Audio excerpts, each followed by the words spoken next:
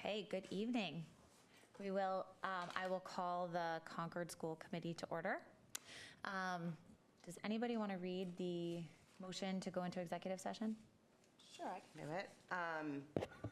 I would move that the Concord School Committee will enter into executive session under Purpose 3 of the Open Meeting Law to conduct strategy with respect to collective bargaining with the CPS building service workers and to return to open session. Second. All in favor? Do we roll call? Roll call. Anderson, aye. Jack, aye. Morano, aye. Rainey, aye. Rankin, aye. Good. We will be back at about 6. That was so long. Okay. All right, everyone. It is 6 p.m. on Tuesday, September 3rd. We're going to call to order the Concord Carlisle Regional School Committee meeting. First on the agenda is the CCHS student update. Do we have, students are online, right? Felicity and Maddie are on. I haven't seen Zaria yet. Hi. Oh, they're guys. together even. It's just the two of us today. Zaria couldn't make it, but Okay. we're both at school because Senate's right now, actually. Oh, look, there's many of us.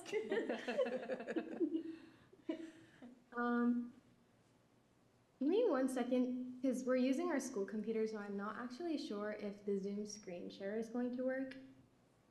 Uh-oh. Okay. Okay, so we might have to go without a Google Slides presentation today. We apologize in advance. A little bit of technical difficulties, but. So obviously school just started on Wednesday and it's been a great last couple of opening days.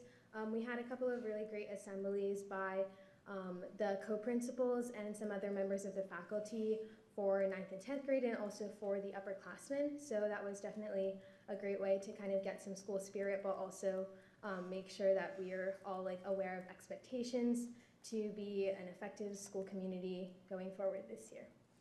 Yeah, and then fall sports and clubs are underway, and we have a game tomorrow for field hockey, which is really exciting, and I've seen all the teams practicing. I think all the teams have been made at this point, and we're just getting to the groove of everything, which is really exciting.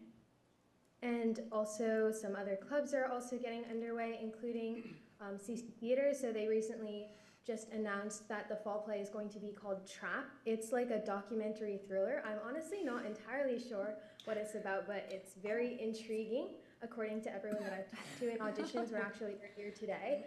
So that's getting started pretty quickly. I believe performances are the first 3 days of November, but I am the publicity manager, so you will hear about that every meeting. We would expect nothing less. In general, students are getting back into the swing of school, so after a long weekend, we're kind of settling in for this long stretch of the fall, which is kind of a little scary, but really exciting. The fall's really fun. Yeah, and as we're both on Student Senate, we're working on some planning for some of the typical first couple of months activities. Specifically, the 9th grade elections will be later this month for student senators, and the activities fair, which is one of my favorite things during the year because you get to see like all of the clubs. And there's always it's always a great way for clubs to get new recruitment and for people to just kind of appreciate the diverse amount of mostly student-led clubs at CC. So that's really fun. Yeah, that's all we have for today since it's only been a couple days, but thank you. Thank you. Thank you. Thank you both. Thank you. We will say, I think Carrie and I can both say that it's been 2 weeks, but we've been to a lot of meetings and the debate team's success continues to come up around town. So just wanted to give you those kudos. It's still very much so talked about. So a lot to be proud of. Thank you. Thanks so much for your time. Thank you. Have a good afternoon. I also saw the Kicks for Cancer signs going up around town. We have them out front of our house, so it's great. Lori, recognitions? And Tracy has some bling. I do. I'm wearing my Kicks bracelets. There you go. See? They're on the table, too. That's great. Any recognitions from your side? Yeah, I think just to echo what the kids have said, it's been a really successful start to the school year. First 2 days with the staff and just the energy that brought as we returned and had some time together as a district and then back out in the buildings. And then Wednesday when the kids came in, just palpable joy, there's my word, right? Palpable joy about returning, and a lot of positives about just being back together again, being with each other, optimism and potential for the coming school year. It's been just really positive. I was able to get to all of the buildings and all of the sites last week, which, as you probably can guess, isn't something I can usually do within a 2-day time window. So just great to be out and about with everyone and see all the positive return. So we're looking forward to that. And then just to name the recognition part, that takes a really big team effort to make that go smoothly. The bus drivers, food service, parents, teachers, support personnel, the administrators who often work all summer to make those first 2 days go well. Just a really big collaborative effort, and overall an incredibly smooth opening. So thank you to everybody. That's great. Yeah, I echo that. From the parent side, I feel like it was very smooth and seamless. Everyone is happy and on their way, and it's great to see. Yeah, the open houses ahead of time were really good, and then my kids got, handwritten notes ahead of time, which was really cool, so it's awesome. Yeah. Just the nice little touches mean a lot. It's true. No, it's true. It's awesome. All right, moving along. We have public comment. So as a reminder, public comment period will be 20 minutes if needed. As a reminder, this is a meeting in the public and not with the public, so the school committee will not be responding to any comments. If you are in the room and would like to speak, you can submit a blue form to me. You'll be called to speak. The blue forms are over here. If you are in Zoom, you can use the raise hand feature. When called to speak, please state your name and address before you speak. And we will go every other, starting with a comment in the room and then taking a comment on Zoom. And you'll have a time limit of 3 minutes. So do we have any public comment in the room? Do we have anything online? I don't see any hands. Quiet start now, day after Labor Day. All right, so moving to the consent agenda, just a couple things. This is part of the shift that we had agreed to a couple weeks ago. The policies to approve, you should have had that last week. Cynthia, Dr. Hunter, Carrie, and I, this was that group of policies that had a pretty minor updates. So this is where I think it's A through C, that we want to include in the consent agenda. Did anyone have any questions on that? Because I know that's new. My only question, and I am channeling my inner Cynthia here, if like the policy subcommittee minutes are on the consent agenda, but like half of us didn't attend, should we be voting for them? Is that like a big rando thing, or does it matter? I just want to make sure I understand your question. So for example, you're asking me and Tracy and Andrew, because it's the three of you guys in the policy subcommittee, to approve minutes that we weren't present for. Brian. Oh, Brian. No, the 4 of them weren't present. Oh, and Brian, Yeah. So like, I know My it's, suggestion, now you say, is to pull it off the consent agenda and have the Yeah, 3 of you sorry. vote it tonight, because Okay. you were the ones that were there. Technically, No. that's, You can do technically, minutes. wouldn't you approve them in your own little policy subcommittee meeting next time? Or we could do that. yeah, either way, I'm good with I that. don't know. Okay, let's move it to the subcommittee. What do you think? That's fine. Sure. So we'll pull that off? Sure. All right, so do we have to make a No, motion for that's that? like real No. nitpicky. No, I don't think so either. All right, we're going to remove the policy subcommittee minute. That's fine. It's good to be efficient. No, yeah, I appreciate it. From 7:23. Probably the motion should say Excluding. excluding Item the B. policy. Yeah. Okay, that sounds good. You want to make a motion, Yeah, I was Cynthia? just- Are you ready to go otherwise? Well, are we good with everything else that's on the consent agenda? I can make it.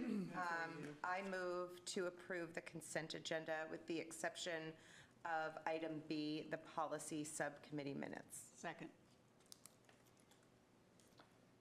So moved. All in favor? All in favor? Aye. Aye. Thank you guys for your policy subcommittee work. This is like wonderful, Thank you. having this done this way. It's like spectacular, I think. You'll see it on the consent agenda the next several meetings. Erin is the real let's just person you shout need out to Erin. thank. Erin is Yeah. diligently working through the 200-plus policies that we reviewed and actually making the updates, so. Great. We might have D through F for the next one. We're not going to pressure her for that, though. Yeah. See what we get through. All right, correspondence. Do we have anything from CPS? The only thing from CPS is a handwritten note about the naming of the middle school. Otherwise, it was quiet. Same. I didn't see anything come through for CCHS. Light couple weeks. Yeah. Is everyone getting ready?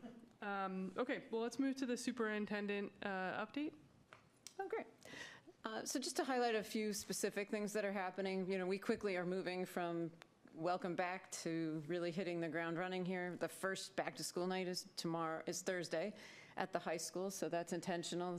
The high school feels really strongly they want parents in and out and about with teachers as early as possible. The others all follow in the next few weeks over the month of September. As you mentioned, Kicks for Cancer really wrapping up here as we get into the month of September. So I've already heard from some of the leaders of the event and some of the ways we can promote it. We had a really large pink day last year, district-wide, where at all schools we promoted wearing pink and just had a lot of fun with what that turns into for photos and united way it feels across all the buildings. And then the event itself is obviously just such a huge success. Apparently, as an organization, they're getting close to the $1 million mark in donations, which is just phenomenal. We don't want to leave out Mighty Moose, which will be Sunday morning of the last weekend in September, also an incredibly successful event. So whether people participate in one or both, I think, most of the community participates, especially if there's children in the house in one way or another. And we love that it draws people from other communities to all the games that are up on the high school campus and all. So let's cross the fingers that the weather holds the way it is today and yesterday, because that makes for a perfect event. Everything else is just in its slower ramp up as we get kids settled and really start to look forward to the rest of the fall. I mean, whether that's at the elementary schools, and we're already looking at what assessments we're going to be offering. We're in the mid stages of MCAS data review. Those will be public later in September. We've got YRBS results to bring to you that we got back literally the day after school got out. A lot of energy around the literacy work we're doing at the elementary schools. The high schools focused on math and English, as well as all of their other activities. So we're just all starting to get into the deep end of the pool again. So that feels really exciting. And the principals are queuing that up through all the faculty meetings that happened last week and over the course of the faculty meetings in the month of September, which will lead into grade level and data meetings and all the rest. So a lot more to come, but it's been a great start, and now we're really looking forward to getting into the meat of the year. Awesome. Yeah. Great. And then for the liaisons, Tracy, did you have some updates? I know you said- So I had, I shared a document with Julia and Carrie just on Select Board and DEI Commission that I'm just going to keep the document, and I just said to Carrie I would push it out. So they actually haven't met since our last meeting, so I don't think I have any updates. But I just figured it was easier, because you had talked about bullets last time. Sure. So I'm just going to keep one document and send it to you guys, and then if, Yeah, that's great. yeah, but there hasn't been another meeting since, I think it was like the 16th was the last meeting. I think that's true For DEI or Select Board? So DEI Commission didn't meet in August. Okay. And Select Board moved their meeting, and I believe they're meeting tomorrow night, Wednesday night. Because they usually meet on Mondays because of the Mondays, right. holiday. They moved to Wednesday. They met last week. No. Yeah. Did they meet last week? Oh, no, I don't think they met last week. Select Board? Select Board? No, the flag committee. I know the Flag Yeah. committee's met, The but flag I don't committee has believe met a the bunch of times, Select yeah. Board. No, they has did had a not. meeting. The one update on DEI is that Aisha is going to join Oh, that's Tracy as a representative. Yep. So you two will kind of tag team that, and then I'll be the backup if someone can't. Yep. Is that right? Okay. Yep, that'd be great. Wonderful. And then Brian and I, we're still working and reaching out to the Carlisle boards. We don't have an update yet, right? We're still new people. Updates at this point, especially because they're still sorting through their things as well. Right. Board of FinCom. Yep, absolutely. So no liaisons. Do we have any updates that we want to share? It's, I feel like a lot of it has just been getting the school year going and getting ready for like these first couple meetings. But the only things that we, Julie and I met, were part of the chair's breakfast a couple weeks ago. So that has been a fun meeting to join, hearing about all the different work that's going on around town. And yeah, I mean, I'm a liaison to the Thoreau Playground, which is a very active and excited group. So we're getting underway on that, which is good. But otherwise, Yeah, and I think just a couple other small things, that, like Carrie said, we're we tried to streamline this meeting, number one, because we're coming in after the holiday weekend and the start of school. But also, we have narrowed down the next topic, which is discussion, to really focus on goal setting, so we have time. But the other thing, as you're starting to see, is we're trying to get all of the policies updated so we can continue to approve those, because we got through so much this summer. And then really pulling out the ones that need extra attention. So we're hoping we can streamline the agenda the next couple of weeks to finalize the goals so we're ready to go. And then that way, the goals drive the meetings moving forward. I think that makes logical sense. We want to make sure we get those done. So unless there's a reason not to, why don't we move into the discussion? Is that good? Good. All right, so goals. There's, I think, a lot to talk about, for sure. We had some really good ideas come through over the past couple of weeks since we last met. Obviously, we as a committee, our goal is around student achievement, so we want to make sure that is coming through loud and clear at the top. So made some updates there. I'm just going to frame this before we get into the details. So we have student achievement and success goals. We also just, I think, from the feedback we've heard from people around town and just the conversations we've had in this room, is really having some, I'll say, communications goals. And then we have some new processes in place, but there are some budget-based goals that are happening. So anyway, those are kind of the three buckets that we collected from everyone's feedback that everything kind of fell into. What we want to make sure of is a few things from what we've talked about is, one, that whatever we decide on, that their SMART goals are listed, so we're not just giving broad goals, but that we have like things that we're committing to as a group. And then, anything else that is missing, we want to make sure we cover here as well. Does that sound reasonable? Yeah. Okay. All right, so from a student achievement, what we had talked about last week or 2 weeks ago, I'll just kind of go through the 3 bullets and then we can get into a conversation. So let's do it bucket by bucket. So student achievement. Do you want to share your screen or anything? Or? Oh, yeah, that's a good idea. Yeah? It's not blinking. You got it? Okay. Exactly.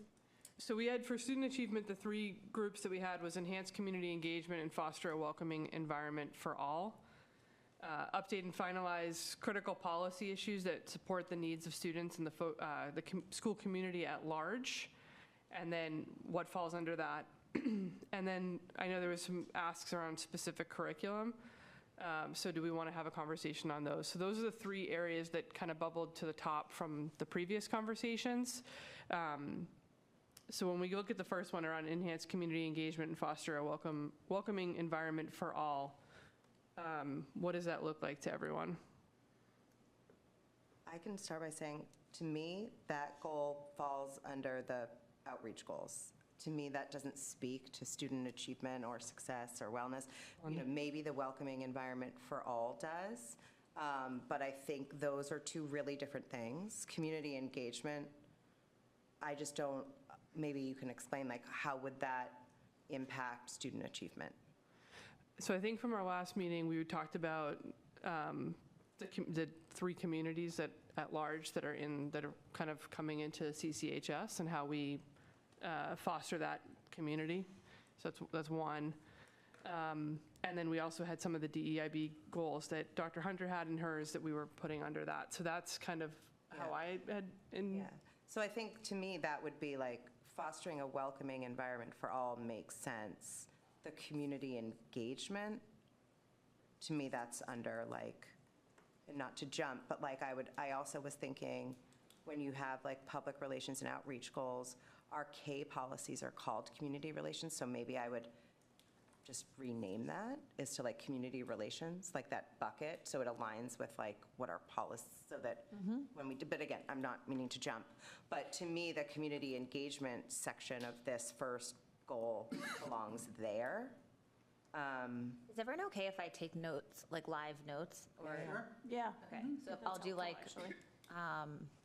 editing, just so we can see it. Are you fine with that too? Yeah, let's just not moving. I mean, that's a good idea. What Yeah. does everyone else think before we move anything? That's good. I think it does make sense, because I struggle with that a little bit, the enhanced enhance community engagement. I do possibly breaking that out into the first part goes down below and the second part, welcoming environment for all, assuming, yeah. And maybe that it's up for all students. Right. Call it what it is. I think I need to see the SMART goal to make it click for me, but I think I directionally see what you're talking about. I wanted to just see like what we're gonna commit to, you know, under those. Okay. And I'll just move this, we can wordsmith it later, but the enhanced community engagement, I moved down to communications and outreach goals, but do we want to change that to community relations?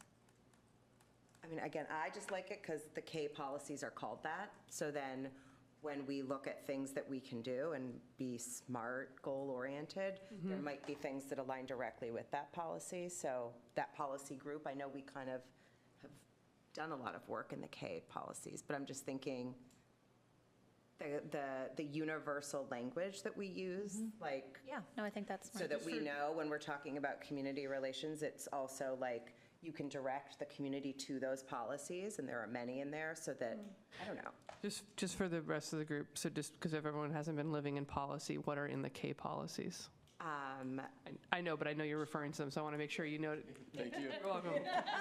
So everyone is clear on what, so just so everyone knows, there's A through Z policies, and the Ks are of a certain topic. Which is community relations. And So, I'll say what some of them are. Let's see. I always go back. I literally open up our policies and look at our cheat sheet. so it's everything from like how we might interact with businesses or community organizations in town.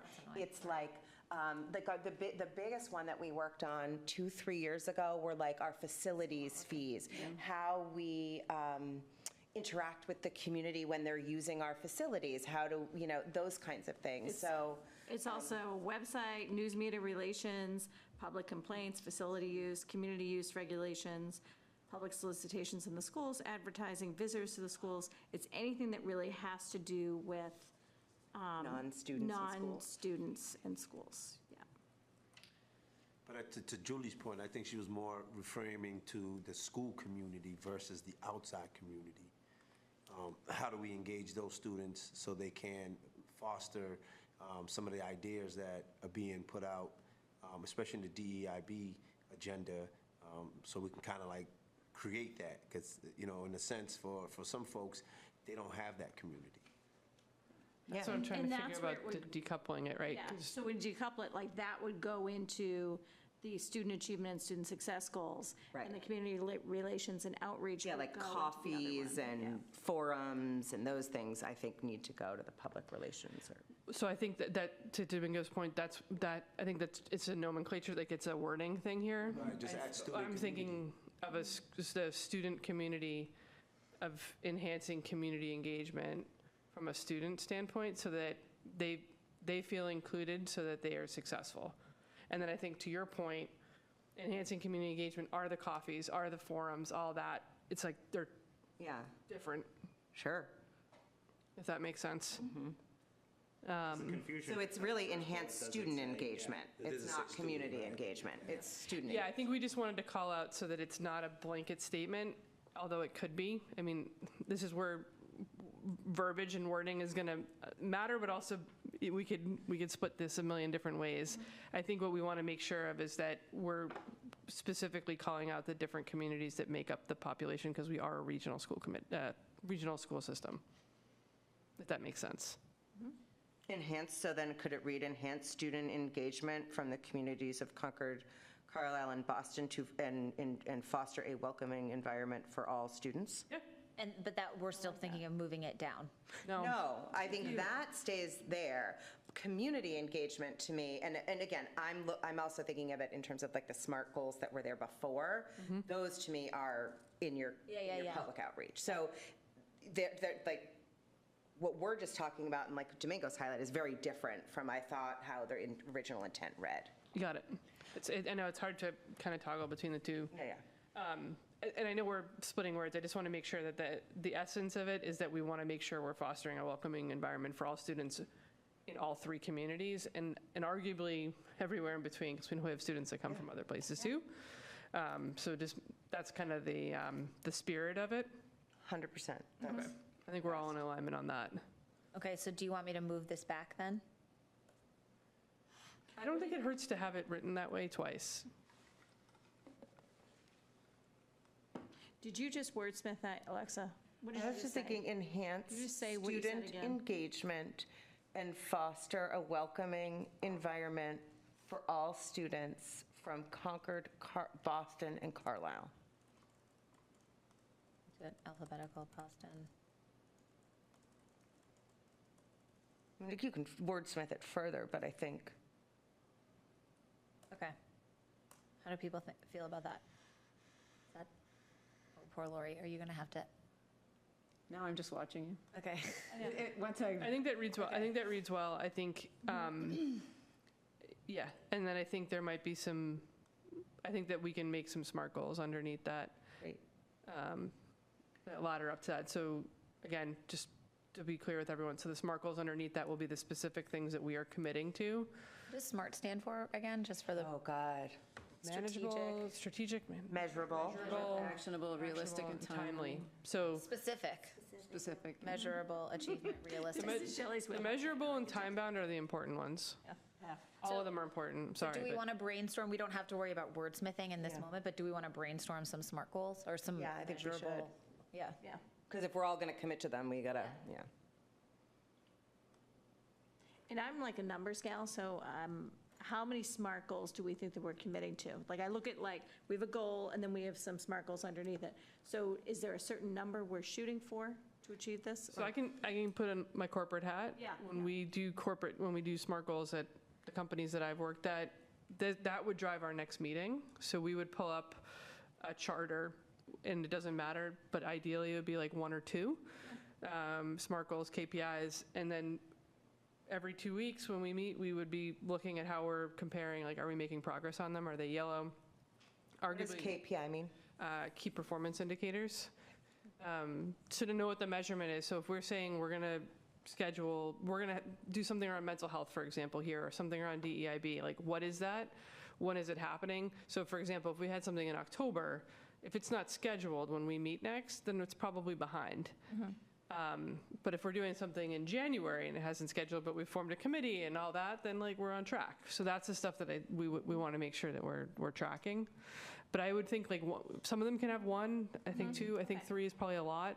So are there policies in there that you guys have culled out that might support this goal? Like any policies that we have that specifically talk about, like, to me, that could be like bullying policies. I forget, and I apologize that I forget if we've done them. Like that, ensuring that those kinds of things are all up to date and that we agree on them. That to me is something that could be measurable to ensure that our policies are up to date. What does 'Cause everyone I think? just don't know, like we're giving direction to you to ensure that there's a welcoming environment for the students, but like where does our, do we intersect where's our with it? purview with that? Well, I guess the question is, what do we measure today to get a pulse on how students are feeling? You've done so much around mental health. And And DEIB. You were just, or Well, no, the YRBS that's what I was just saying, you were survey's just coming saying that data is. Yeah, that data is available, and we should, we'll have to look at that. Like, that's something that's measurable. We know it's coming up, and it's going to be coming up real quick. The incidents report stuff Yeah. is rolling out. We could look at that, examine that. because we can look at all of these as a benchmark, and we can pull it by, by grade or things like that. So Risk.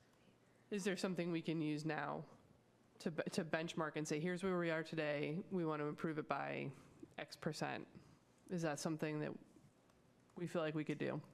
Well, YRBS survey data, you can't really do that. It's more just No. like sharing information.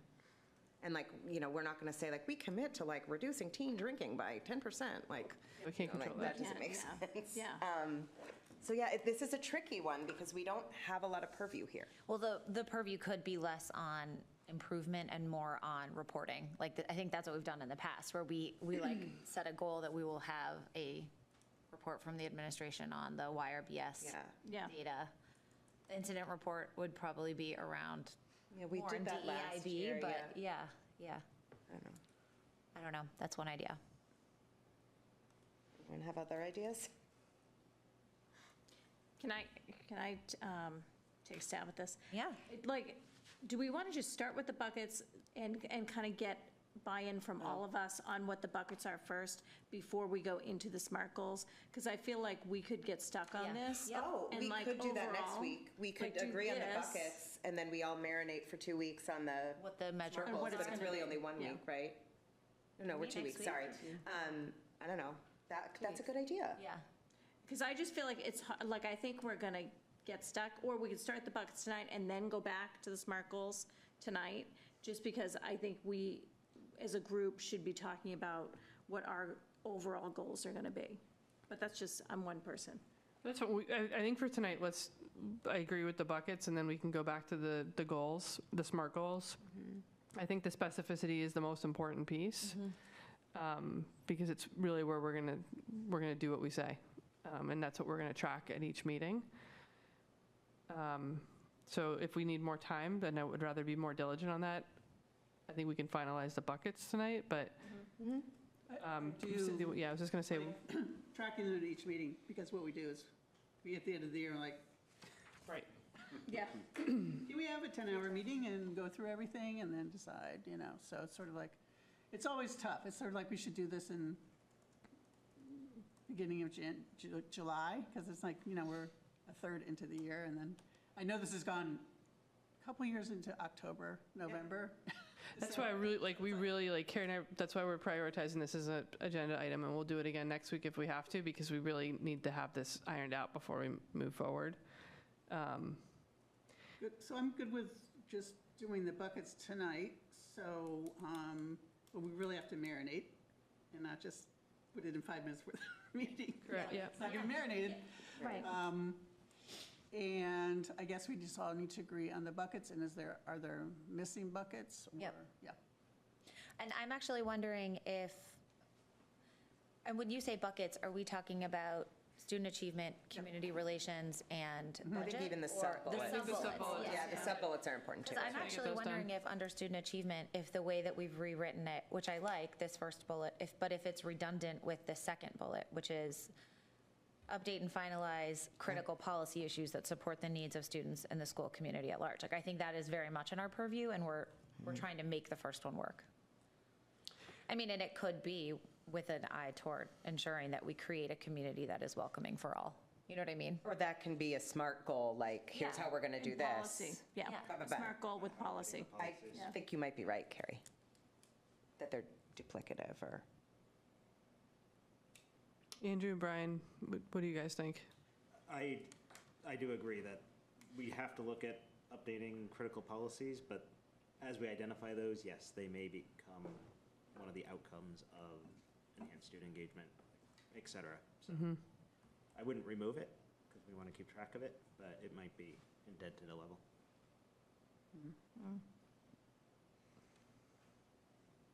Andrew or Domingos, anything from you guys? As far as the achievement piece, we've had this discussion with Dr. Hunter a few times. When I say we, the parents coming from Boston is, tracking participation from the Boston students in, different clubs, different classes, after-school activities, to kind of get an idea. I'm not sure there's any Boston students on the swim team, but how do we change that? Myself, I'm a swimmer, so for me, that was a big thing, because a lot of the kids who are coming from Boston might not know how to swim, and is there a way that we can expand the swimming program to provide them with the opportunity, so when they do get to the high school level, they can be members of the team, or even the volleyball, stuff like that. So when I look at that, that's what I'm kind of like thinking of, like, how do we increase students from all three communities in different activities? So, next year, the coaches kind of have an idea who does have interests in these different sections, because what I notice is there's a drop every school year with the varsity program. Like, there's less and less Boston students participating in different activities, and why? What can we do to change that, to increase the numbers? So when I'm looking at that, that's what I'm kind of looking at. And then when we're looking at the achievement pieces, how many kids are in advanced placement classes? How many kids are meeting some of those basic needs to be a part of that? And, we spoke to Dr. Hunter a few times about that, and trying to get that information, if we're not tracking it, it's kind of hard to give us a definite answer. So we can't speak to parents and say, hey, maybe you need to A, B, and C, so they can be on track into these different goals. So I think that kind of the inclusion piece and tracking that's where I think it falls into bullet 1. And then I think the policy things are 2. That's the only reason I don't want to merge those, because I think, to your point, like, there's definitely a policy-heavy component that we need to take into consideration, like social media, cell phones, like all the different things that we know are the gnarly things that we're going to have to work through. But the first one is I think where more of the inclusion pieces are, and like more like having a pulse on the different communities that filter in. So that's why I'd like to keep them separate. But I can be persuaded, but that's my only concern, is we merge and we lose some of the details, because I think some of the things we're talking about can be tracked under the first one. And the second one, to your point, Alexa, could be more like what do we need to do around like key policies, if that makes sense. And then I think also, Cynthia, you brought up in the last meeting wanting to align with Dr. Hunter's goals, and like you did a really great job explaining what you're doing for DEIB and inclusion. So what can we ladder up to in that first bullet? But again, I can be persuaded elsewise, but I don't know.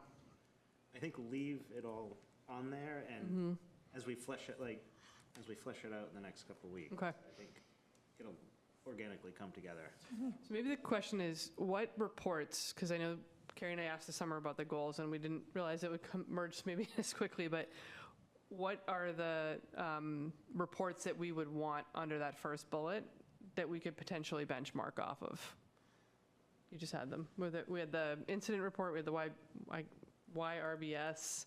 Youth risk behavior survey. I mean, I normally just listen during this conversation every year, but like incident reports, the middle school's the only one that's been actively doing it for the last year, so you're not going to have data till the spring Okay, to work The high with. school. that's good to know. And then, Domingos, you mentioned classes or school, like sports and clubs participation, like that's another thing that we could pull information on. Yeah, I mean, he's completely right. We're incredibly focused on closing that equity gap, especially up at CCHS, both achievement-wise and opportunity-wise, to make sure kids are both high achieving and getting access to higher level courses. So I think that would be a really nice parallel with both my goals, the school improvement goals at the high school. I think it's a concerted effort there that we should be talking about. Perfect. Okay, so do that and say. No, you can leave that. That was good. Oh, okay. I think even that's a lot for, It is like, a that's lot. ambitious for one goal for like a year. I mean, I think. Yeah. Well, But yeah, again, but we could put like 10 ideas right now. Yeah, I'm yeah, not saying yeah. we should, Sure, I'm just sure. saying like we can always cull it, I guess, but. But I think also, like, think about if we're pulling the reports and we have a benchmark, what is our area of focus? Because to your point, maybe we don't need to look at the incident report. Maybe it's more on the AP classes. You know what I mean? Like, we just have to, like, we'll have to just call that down a little bit. Yeah. I like achievement, the bit about achievement gaps. Yeah. What other large buckets do we have? So we've got, So for this one, we have, well, then the third one, I'm talking about the like student achievement and success, then what else we have? community relations and outreach goals and budget-based goals. So there's those three themes. So where does DEIB live? Under student achievement and But success. it's not just Well, student achievement. it's also all of them. It's also in all of them. Okay. Why isn't it under student achievement? No, it's not only about student achievement. It's Correct. about faculty, about engagement with the community. Yep. it's- yeah, Point noted. blah, blah. Yeah. Sorry, I should have said some of the things that came up fell naturally in there, but Yep. they can definitely be in other parts of this. Sorry. And even, I think about, we settled the CCTA contract, and one big piece of it was hiring more faculty of color, and what is actually contract language in the contract. So that would be good to, bring that to the table and have a discussion about that once once their programs are up and running at the high school. That'll also be the second half of the year. 'Cause Second half remember, of the the year. first half The is first half is just a planning. It's a planning, it's not, timeline. but that will be For something that their we can. work, but we Yep. didn't really hear from Andrew second half of last year, right? We heard from him at the beginning of the year, and all the report requests kind of filtered into one meeting, but, that would be something you could schedule him before the second half of the year. Yeah, definitely. And Let's get then- them in there, yeah, for sure. And then, we can talk about, specifically at CCHS what's happening, because it's really exciting what came out of that contract. So it'd be good to, just get an update as to where they're at. Right. I mean, this is where I just data drop on you all and say, like, 5 of the 23 teachers we hired to start the school year are diverse. I mean, we feel like we're making gains. Now it's about retention and ongoing recruitment and trying to keep that pace. Yeah. Yeah, so, That's great. yeah. But I do think that, like, even hiring does go into here, because it is student achievement and success. We want our students to see more faculty of color. No, of course it is, Right, yeah. so, and gain success. So I do think that can go into this student achievement and success goal. So do we want to add that in here? Do we want to add a faculty goal?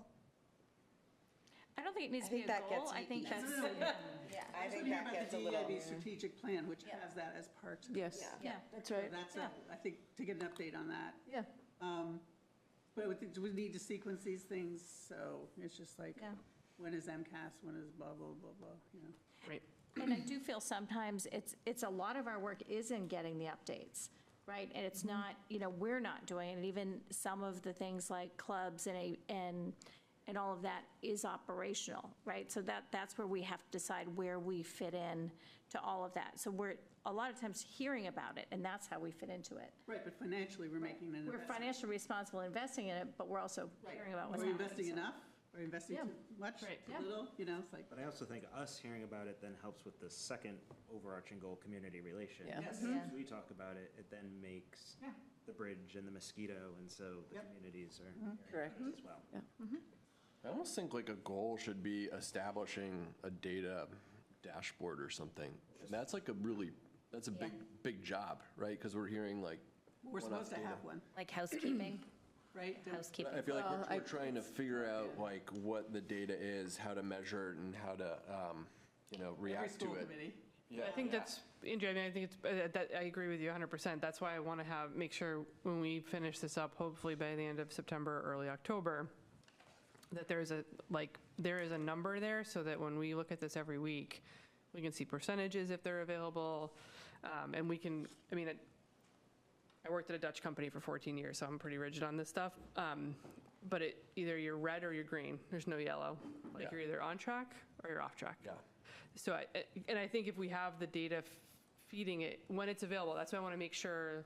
So I'm looking at you. I don't want to sign up for things that we don't have data for. Yeah, and some we of the have it, data's, then- static for a year and then change. Yeah, most of our data is not every 2 weeks. For sure, Right. for sure. The data we have every 2 weeks fluid is very formative individual student data that we Right. use to modify instruction. But the aggregate data, which is what you would be looking at, is often annual. Yeah. Right. Maybe multiple times a year, like Panorama, we're going to get going and do 3 times this year. But there's stuff you could do, like you could look at the fall sports programs, you could look at the demographics, that would be a data point, and then you figure out what you need to do for the winter, demographic, like, I don't know. Yeah, or even just seeing like what the trends look like for sure. Okay, that's good. Let's keep moving, and then we can always come back to it. So do we want to talk anything more about the second bullet around the policy, or I think we have a good. That's clear. It's a good, yeah. I Well, agree. do we want to North talk Star. about topics? Or do we I want to think wait? it's your hot list. I think. Yeah, it's the ones we pulled out. It's your pull-out list. Yep. You know what I mean? You guys have done a little bit of that preliminary work this summer, and you've pulled out the. For policy. Yes. Yeah. You've pulled out the hot topics, so I think that can largely drive what we do here. Correct. You're going to spend a lot of time on Title IX updates, so that certainly So I think that, adheres to all of this. that naturally drives this second. Correct, and we can just put in which ones Yep. we put in that pull-out list, and then again, just track. We might bring, depending on the topic, we'll bring a few each meeting. Right. And then we'll just decide as a group, like, nope, we're good with the changes, either suggested by MASC or what we kind of started to, amend. Roughly how many policies is that? that are on the pullout list? Is it like 20? I thought I was going to say 16, but it might be Yeah, somewhere and between they're 16 and 20. clustered, so like there's a number of them that are Title IX related because the law changed. There's 3 or so that are school council related because we had a little tidying up to do there, so. Or like the social media Manageable. one hasn't been updated Yeah. by MASC since 2016, so it's up to us to decide what we want to do. Yep. All right, so the third bullet under the student achievement, we have review idea of CMS math. Is that something that we want to track MCAS scores on at the middle school? Anything related to social studies? Anything specific on a particular I had sort of topic? an idea on this that I wanted to float. I know that there was mention of like an innovation goal. And when I look around this table and I see so many new faces, one thing that I'm kind of wondering, especially given the work that Lori and largely Tracy did with respect to the rankings, are, you know, the recognitions we've recently received in STEM. What I'm wondering if it might be interesting even just to get sort of a refresher on what we do already that is innovative. You know, I'm thinking Rivers 2.0, I'm thinking our engineering certificate, I'm thinking Rho Kappa and social studies, I'm thinking Q5. STEAM lab down the hall. Yeah, STEAM lab. So like, you know, I think learning what we already do could be really beneficial for this group. I think that also like kind of dovetails nicely into your story of the school. Like it can kind of like kill 2 birds in 1 stone.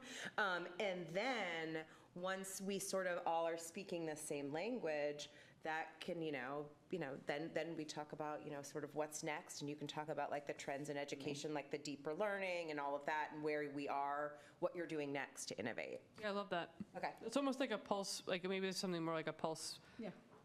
I was going to say survey, but it's not really a survey. It's like a status. Yeah. Yeah. And then Yeah. what's next? And like, what do you need? Like, how can we help?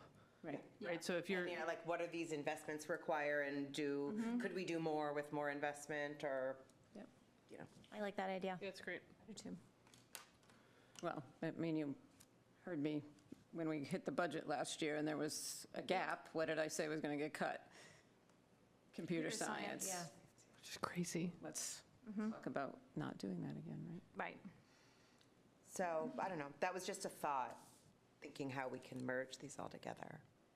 I love it. And I think like this idea of, whether it's CMS math, there was a curricular shift in a new math program. Yep. And so, I had pushed that, kind of forward to, let's take a look at like, what we're doing in math, is that working? And, it should be working because we've made some. So the trick there is we're implementing it right now. So the data won't show up for a bit, yeah. So like Data that's really the other won't be piece until that- next fall, right? Like Depending what data Yes. points you use. Yes. Yeah. MCAS or. If you're going to use MCAS, we won't have it till a year from now. Yeah. And then just, since I've been on the committee, I had put forth, social studies and science at some point to just kind of hear what's happening in social studies or science. We've had a big focus on ELA and on math and on mental wellness. And I always feel like, maybe it's like my elementary background, social studies and science is like the last thing that people talk about. Everyone wants to talk about reading, writing, math. And so at some point, it would be great for us to hear, just curricular-wise, what's happening. Yeah, social studies, you've got civics, heavy emphasis on civics, and you also have an MCAS coming at us that the 8th grade piloted last year. And science, we're excelling. Let's talk about that. Let's talk about that. Yeah. Let's talk about that. And maybe it's more appropriate to put that in with like the story of the school. Yeah. Because we are excelling in these areas that we should be talking about. But maybe the telling of the school is one of the outputs. Yeah. And almost, Yeah. because I listened to this, right? Because it's kind of building what you're saying. It's like, there's all these great things. I learned it from just doing the tour of the school because my kids aren't at the high school. Like all the geology stuff, I'm like, it was pretty cool. Or the engineering lab, I knew about, but I didn't know the details of it. And I think more people in the community would love to learn about it, because like, what does the #1 high school in the state for STEM look like? Yeah. Like, what does that look like? So I think maybe it's having like an innovation report, because I think that's good for the student achievement. And then what are the gaps? Okay, maybe that filters back to that first part. Who's participating in the success, and does everyone have the same pathway to it? That might be the way we make We need that like all a come flow together. chart. These goals are like got 9 arrows going, they're all related, which I kind of like. Yeah. I'm kind of digging it. We can do a mirror board next meeting if you want. Really nerd out. Yeah, that might make more sense, because then maybe the community relations or the story of the school is the output of that, because we really want it to be around the students, right? Like the success of that. And then I still think about, we have a really high graduation rate. We obviously know a lot of students go on to 4-year schools, but what about students who are pursuing, like you've started to do some work on military careers, trades. So like what does all of this innovation look like for the whole student body? That might be another something for us to look into. You got it? Just noted that down. Yeah. That is something that we should be talking about as well. Awesome. Alternative paths. Yep, that would be great. So let's put that in there. Yep, different path. Thank you. Moving fast. All right, so then if we move down to the community relations and outreach goal, this is where we had to tell the story of the school. So how are we feeling in the room? Domingo, Cynthia, on the left side of the table. Are you comfortable if we were to take first of all, the innovation kind of report idea and making that one of the outputs around that, telling the story of the school? So we talked a little bit about, is it portrait of a graduate or portrait of a student? It's portrait of a graduate, which many districts morph into portrait of a student and do district-wide. I did ask the chairs to slow down on that just a little bit, because it is a requirement of the NEASC accreditation. We have not talked about it at all at the high school with the staff or parents or kids or anyone, so I don't want the committee to get too far ahead. And I think there's a lot of opportunity to include other schools, but we haven't had that conversation yet either. So that could be part of your story of the school. I'd ask you just not to name it as the story of the school at this point. Yep, makes sense. The only thing that I'll ask of you is that we really think about it being a more broad activity and not just focused on the high school. That's the intention, for sure. I just don't want you to write a goal about things so that the others don't know about yet. So I would honestly not steer too far in that direction. Not that most of these things would do that, but, you know. No, I think as it's written I think Carrie did this nicely, communicate a comprehensive overview of the 2 school districts to explain to taxpayers, students, and parents alike. Yeah, and that's. Yep, you're good with that. But my question, are you recommending we move this from community relations up into student achievement? As the output. As a SMART goal? Correct. My only hesitation with that is, like, I think part of what I appreciate about the reports is that we really like get into the weeds, and we hear a lot about what's going on, and the story of the school, I mean, you have to imagine it's pre-K to 22. It's a much more broad look at what's there. So I feel like while this might inform the story of the school, I don't think that it's necessarily a result of it. What does everyone else think? I think, missing piece on that is, the MECO's been a part of the districts for a good, going on, 50-plus years? And, there's a shadow over that. Most people don't, especially outside of Boston, don't understand what the actual goal of the program was. So to add that conversation to it would only enhance what's being done at this table, because folks needs to understand, like, we're talking about 50-plus years. Yeah. And some folks are still on the fence about it. And if you put out the success stories of the students like Aisha and other folks who came out of the district and then explain, at my home, my kids are up at 5. They're out the door by 6:30. They don't get home till 7, 8 o'clock at night. That in itself is honorable. And we're talking about year after year after year. My son graduated last year. He's been here since kindergarten. So he went through the whole process. And not one time was that acknowledged by different folks on faculty. But for him, it was a big piece. Like, they don't see me getting up at 5 in the morning. My classmates get up at 7:30. They're in school by 8.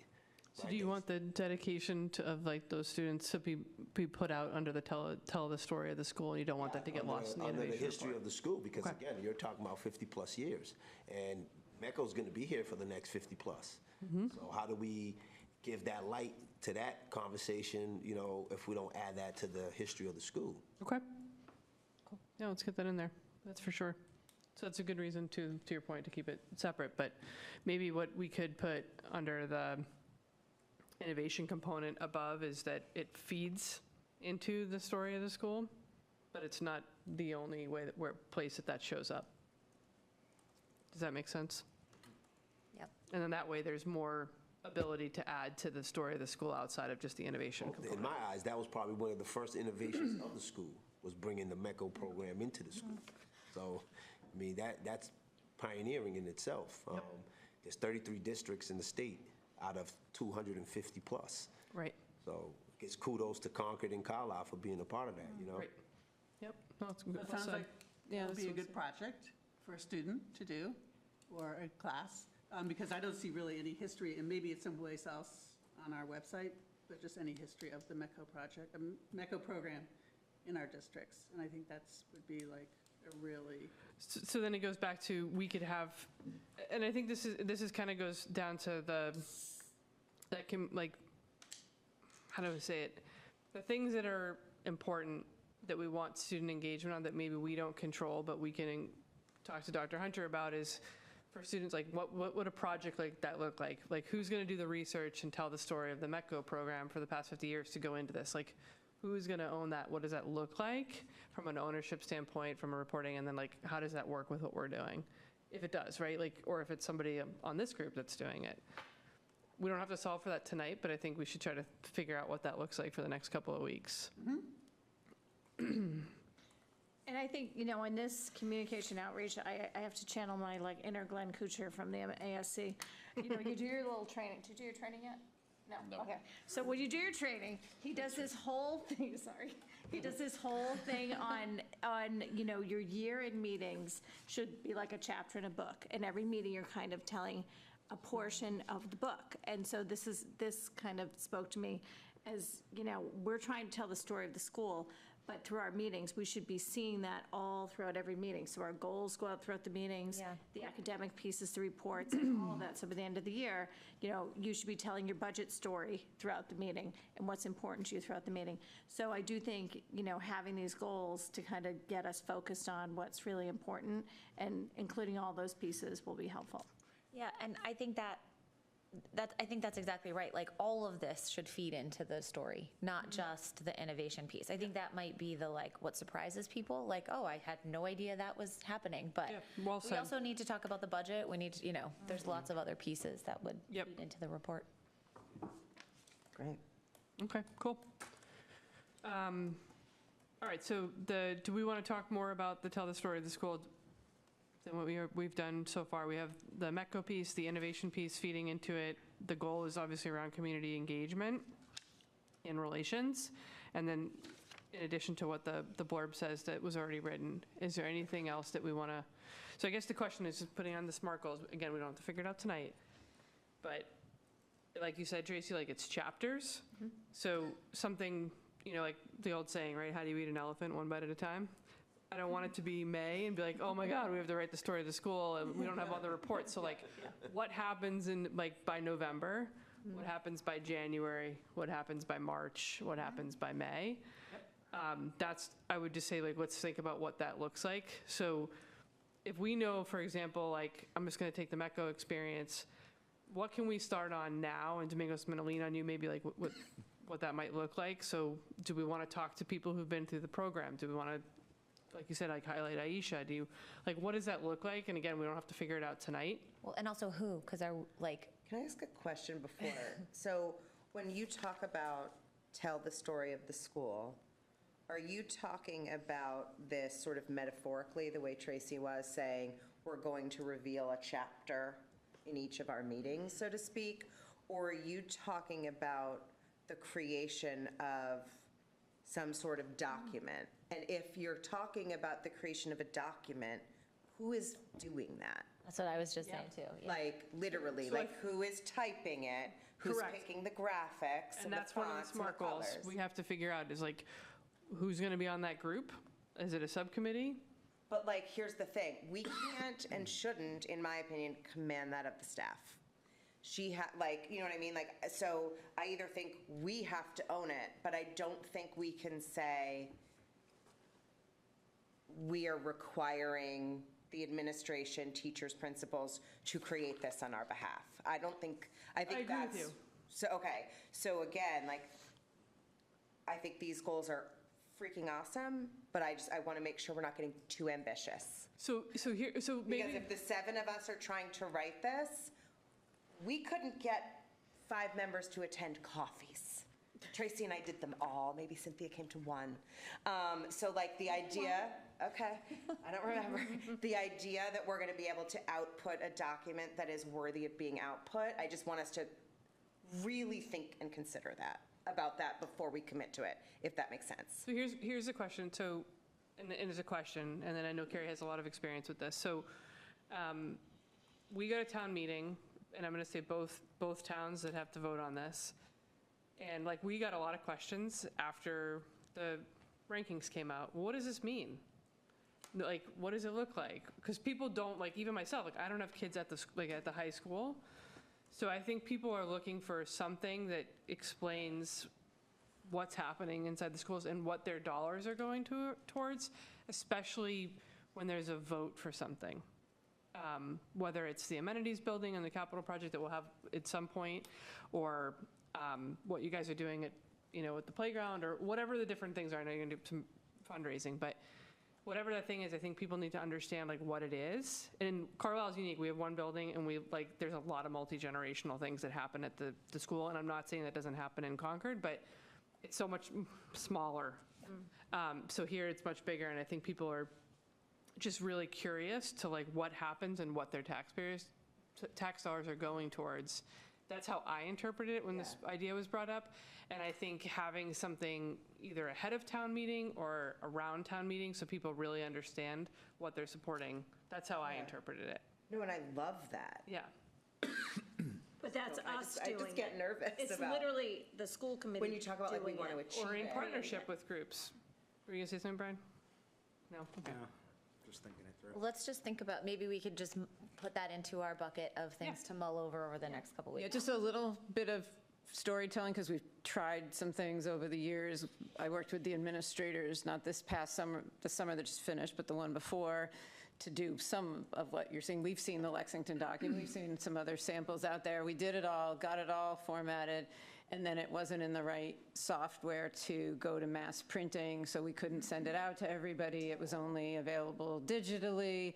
Like, you have to know all of that ahead of time, because if you're going to mass produce it and mail it to everyone first, you don't have a budget for that. Oh, yeah, name. no way.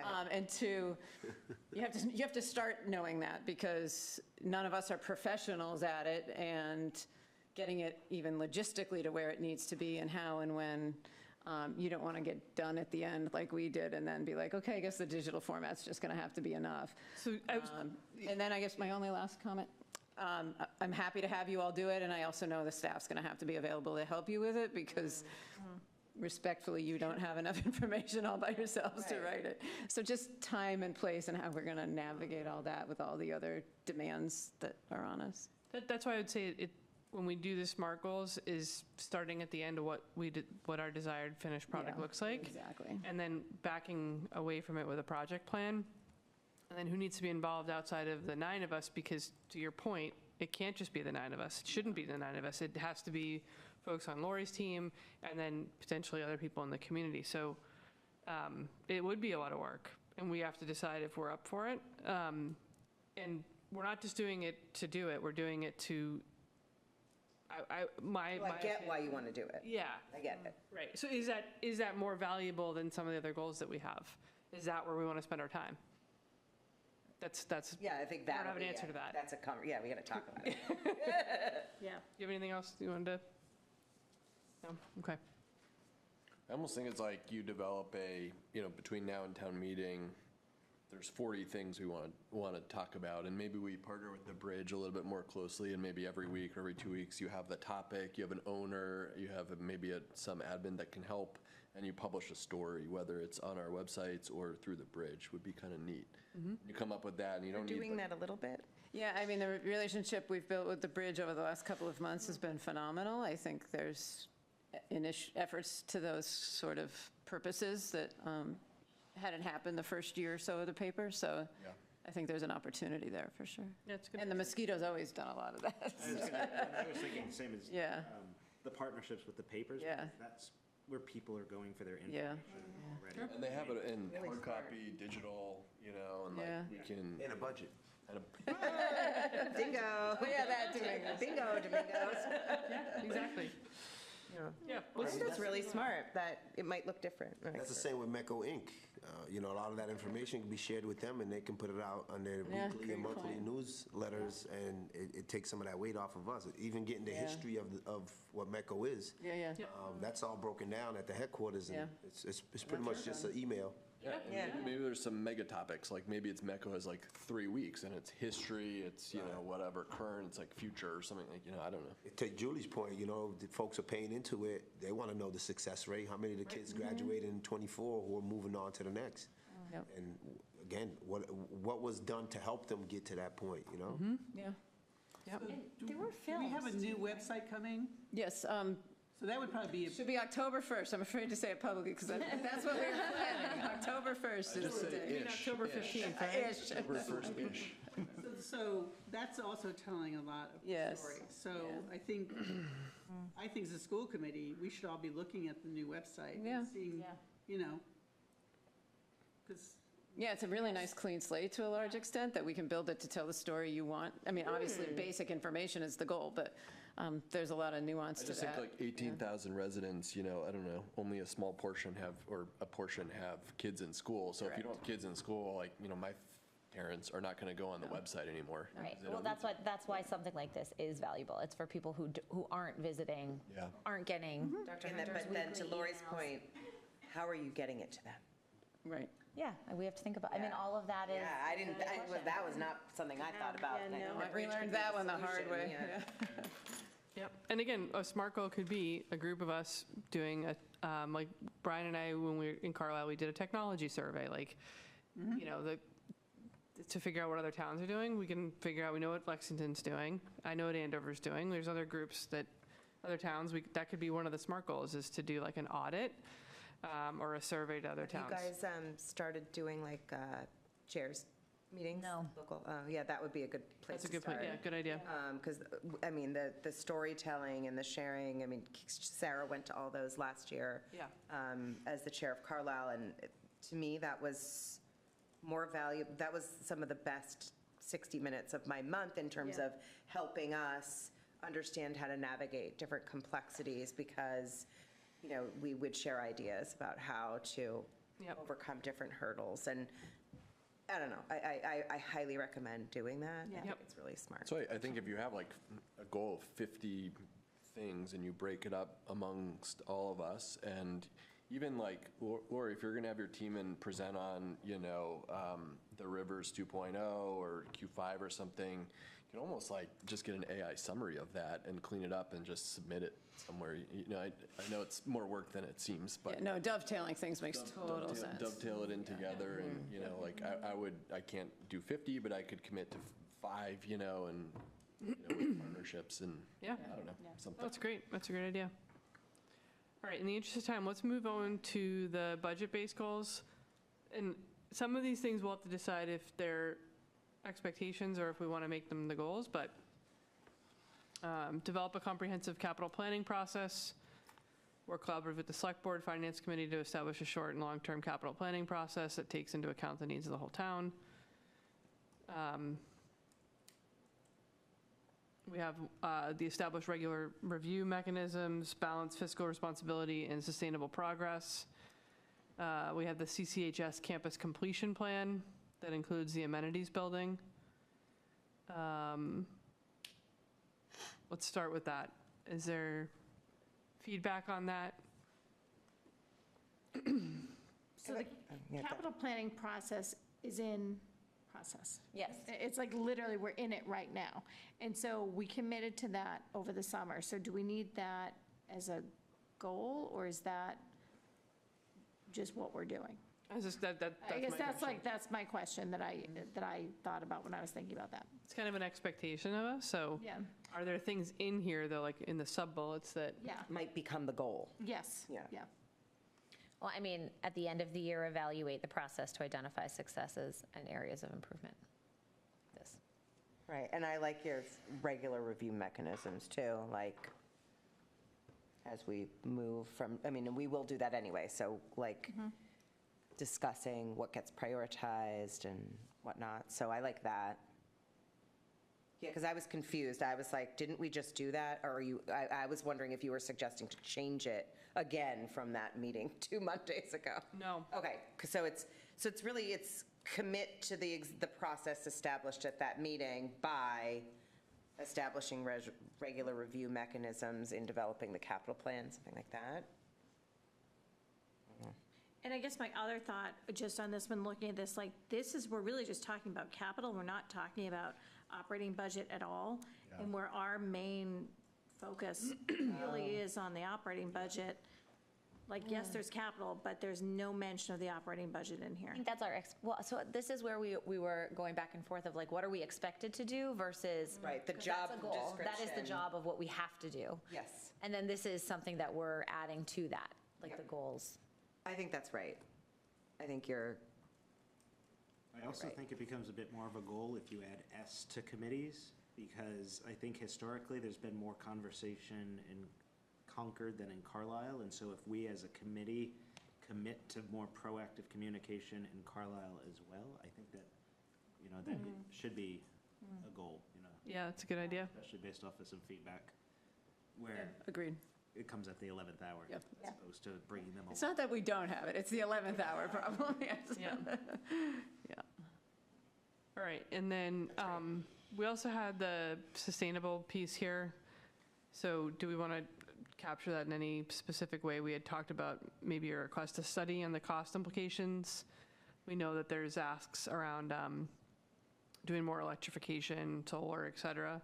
But do we want to do some kind of a study like what Acton did? I mean, I think that's a town that would be a select board Activity. initiative, right? Right. So Yeah. in We would Acton- commit to. In Acton, it was a strong partnership Yeah. between the schools and the town. The town has its own sustainability director, so that drove getting the grants to fund the initial study from a consultant. And that's the first big barrier Yeah. to that work. So that would need to happen with Eric Sims and Carrie LaFleur and you. And, because it's, they did it, Foxborough didn't do it. Yeah, It was fully funded and work done by Acton Right. and the regional school. right, the roadmap's there. It's now funding it and Yep. Yeah. figuring out what order to do it in. So that's just a multi-step process, but I think, I don't know whose goal that is, because Right, we can't write the select board's goals for them. No, but we could ask them to partner with us on it. Like, we could say, is this something you'd be interested in? And we are one of the biggest, biggest budget item for them. And if we ask. and they also did their town buildings. I would say a lot of it's facilities. of Yeah, which- it is, yeah. Which we're some of it, but in Yeah. Concord, at least, we aren't. And their We're only a facilities are about to be percentage. prioritized, so they probably should be doing this, but. No, they definitely should lead this. The question is, do we ask them to consider doing something like this? I would just like to begin that conversation before we get to that next capital planning meeting. And I'm not saying we should do it at the meeting, I'm just saying it, because it's a roadmap, right? Yeah. Eric needs to do the work, contact Act and figure out how, they did like 4 different grants to fund it. So it's work. Yes, and Yeah. again, we don't have to solve it tonight, but Right. is that going to be the top priority for this committee, given everything else we've talked about? My only thing is, like, having chaired the committee for a couple of years, I have, putting it as a goal elevates it, to your point, to the top. What I'm a little bit uncomfortable with is, we always want to collaborate with all of our partners, finance, select board, town administrators, school administration, like, no doubt. That is, you want high-functioning collaboration between all of those groups, period. I think everyone agrees on that.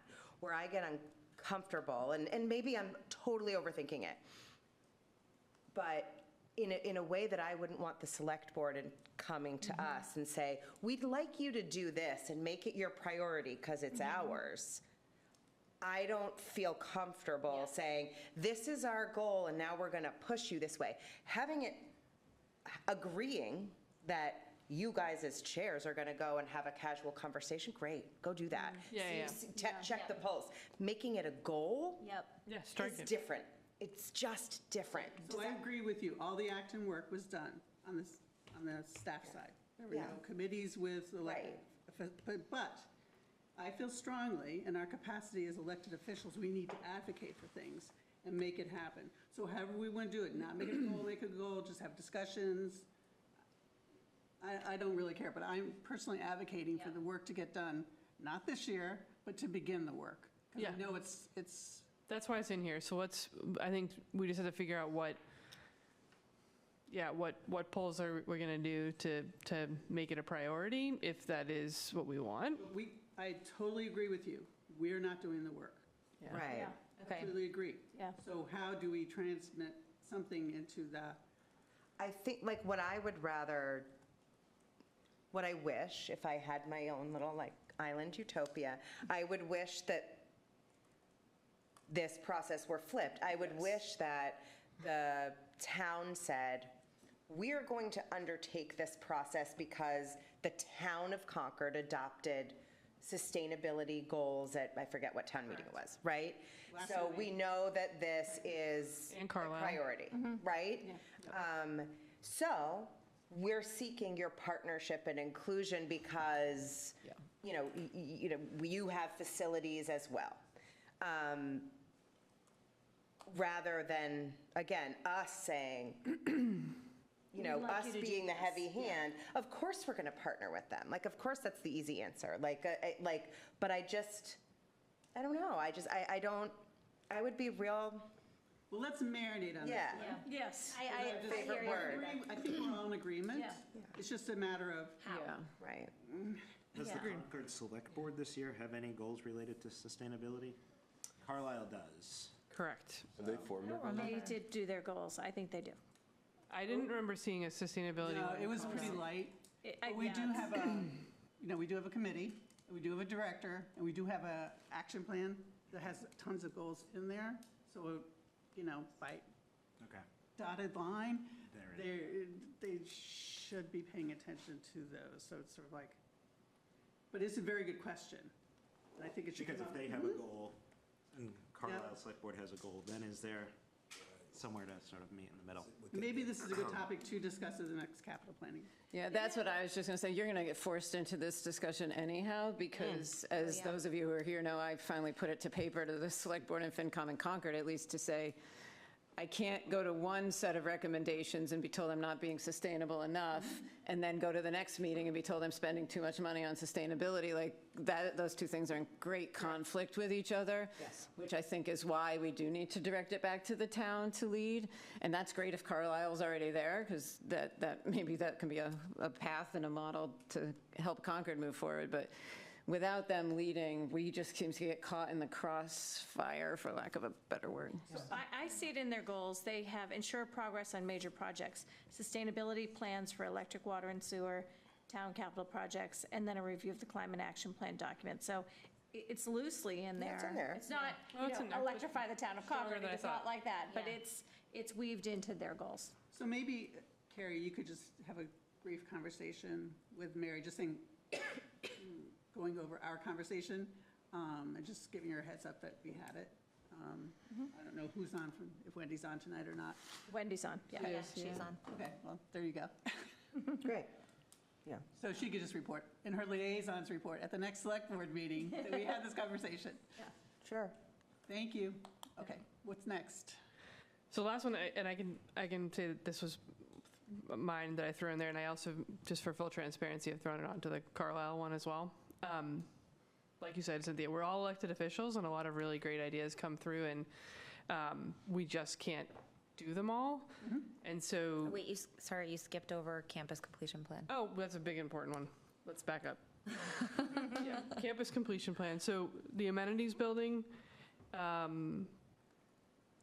we just have to we want to figure out what the goal is that we want to put around that. We know it's going to go into some of the capital planning for the next 5 years.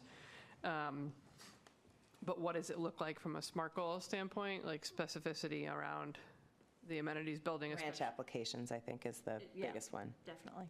How much can we offset this cost to make it as minimal impact to the taxpayer as possible? And working with there are ADA municipal grants that are out there, and working with Jean, and she would love to partner with us on that. There's an opportunity for partnership there in Yep. Concord. And Carlisle, I didn't see that they have a commission on disabilities. They have a Do they- CPC. They have a CPC, right? So everything in disabilities runs through Ryan, the Okay. town manager, because Okay. we're so small. Okay. So we would work with the town manager Okay. on that. Yeah, so I think that those would be the SMART goals there. There's When you say CPC in both Jean, we're talking towns. about the Disability Commission in Yes, Concord. Jean Goldsberry. Goldsberry, right? Goldsberry. Yeah.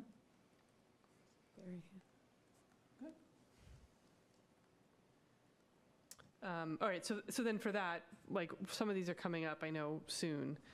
So who do we want to appoint to focus on working on those grants? I don't know, I know how we've done it in Carlisle, I don't know how it's historically been done Yeah, here. I think, and this is on the agenda a little bit later, but you've got a little bit of a chicken and egg problem because you don't have a solid design in hand yet, and you don't have the plumbing waiver in hand yet, and I think that's going to keep coming up and getting in your way, because the first thing the grant's going to ask you is how much money you need, and we've got a ballpark on a free estimate that I think we want to tighten up. So anyway, just timing, I think, is going to be one of your Yeah. Okay. The most important challenges. thing would be to find out, is it a time thing, or is it just rolling? I don't know. Well, maybe, one thing we could get deadlines for grant. Yeah, I better mean, the understand the cycle. CPC one in Concord is September, but Yeah. maybe. Yeah. But Carlisle's way later on. January. It's January. I'm talking about ADA. And the grants. municipal one, I think that's later on too. So I Spring. think we have So some there is a time. deadline, Yeah, there's a deadline. not rolling. Okay. Carrie, I think you changed it. It says branch applications, not grant. Sorry. I did that. I'm Oh, sorry. I thought somebody didn't know said who was I thought changing. somebody said branch, and so I Sorry. didn't know if it was a Enunciate specific kind, so I better. just put it in there. Nope, no, it's all good. Be Googling branch, huh? And the only other thing that we did talk about last year, just because I feel the need to talk about the track too, but that was part of the campus completion plan, even though it was not going to be part of a capital plan, it would be a fundraising effort. So I think just a placeholder for that, because if we're talking completion, maybe we need a placeholder for that. The track. Yeah, and maybe nothing's going to happen with that right now, but just remind everybody we did Well, and the talk question about is, that like, last how year. far out are we looking? Because I think Yeah. the other, the football field is sometime in the next 5 years as well. So if we wanted to be thorough, we could put both on there. If we're really looking out. Yep. And the track and the football field are pretty close No, the track would be, or is it the other track? On the other- there's no track. There's no track. No track. We don't have a track. So the track would be, if you enter in from the Walden Street side, we had talked about it last year. When you enter in and you're going towards the BD Center. Yeah. That empty piece of land on the left, Yep, that was Like the a skate place that park we there, talked kinda? about there being a track. got it. We're trying to rename it, not just call it the landfill, because it was a toxic It was a landfill that landfill. had to be remediated during construction. So we've Is morphed that a track away that from goes around the that. football field? No, I thought there was. they go the down one to that- Emerson. Yeah. There's like, almost like this track-like material. Yeah, that's what I'm thinking of.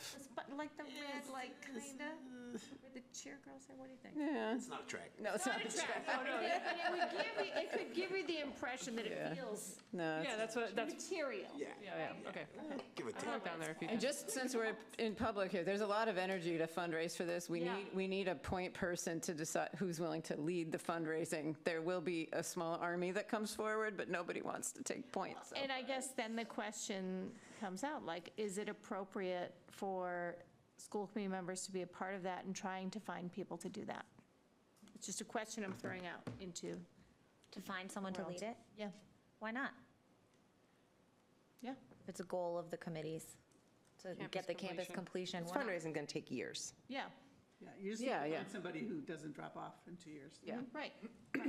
That's the problem. I've been hearing from elementary school parents, so there's some energy down with the little. Sure, no, yeah. But the I'm best. happy to raise my hand and meet with people on fundraising, if that's a direction we want to go into.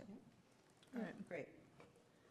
All right, the last piece, so I think we're good, just figuring out the SMART goals. The last piece that, again, they started to allude to is this community-based problem solving, and it's kind of a catch-all to some degree, but like I said, as elected officials, we get no shortage of ideas, whether they're formal through correspondence, or, subcommittee meetings, or even just like in the parking lot of the grocery store. But a lot of times, like, either we don't have the bandwidth or it's not necessarily the right fit.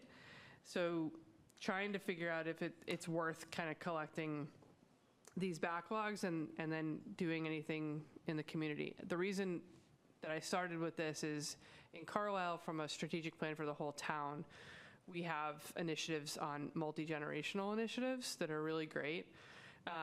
So you think about an aging population that has a lot of experience and a lot of smarts. Is there a partnership opportunity with students? And we have, both towns have really thorough council on aging.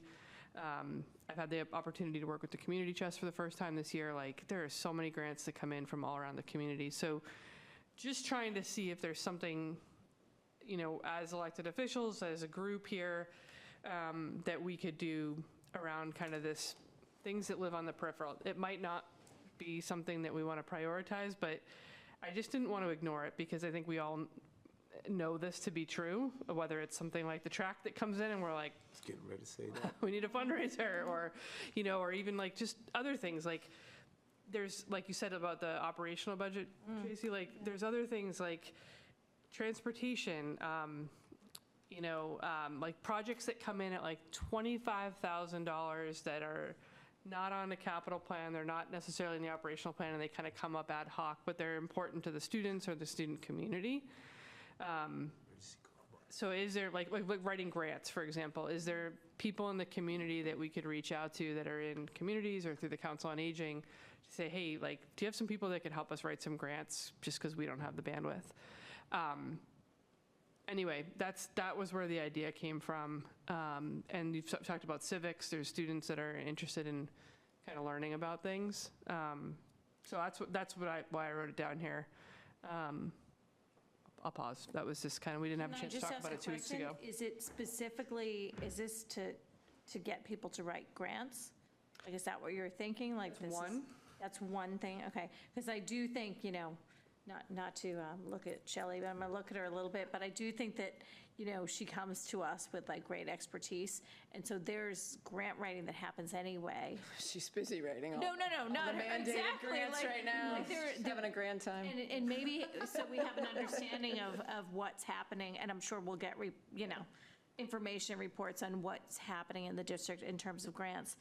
But I do like the idea of, we had toyed a little bit with like, whether it's office hours or a coffee, like I could also see this going into a coffee, if something's on your mind, people are like, oh, I wish the school would do this, or even, I heard you talk about multi-generational, and we have this great program at the high school that we do partner with the Council on Aging. So some of that stuff is existing. Correct. So I feel like a lot of these things we're doing, and we need to be better about capturing everything that we're doing and getting it visible.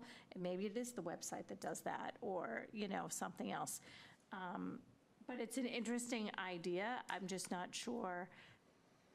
It may not live in the goals, but I don't know. I don't know. For some crazy reason, I get the COA newsletter. I don't know. It must be for my husband. I don't know. Too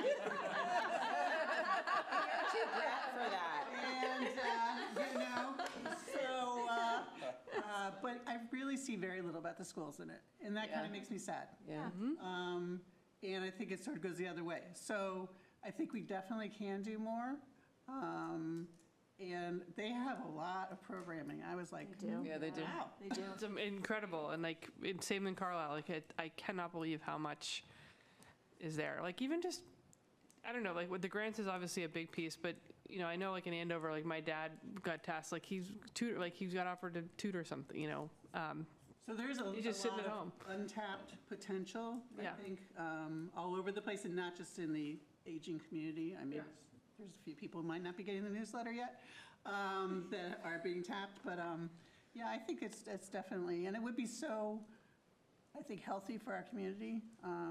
So it's loneliness is been pegged by the Surgeon General as a big problem, and so if we can work on that in both communities, I think it would be awesome. yeah.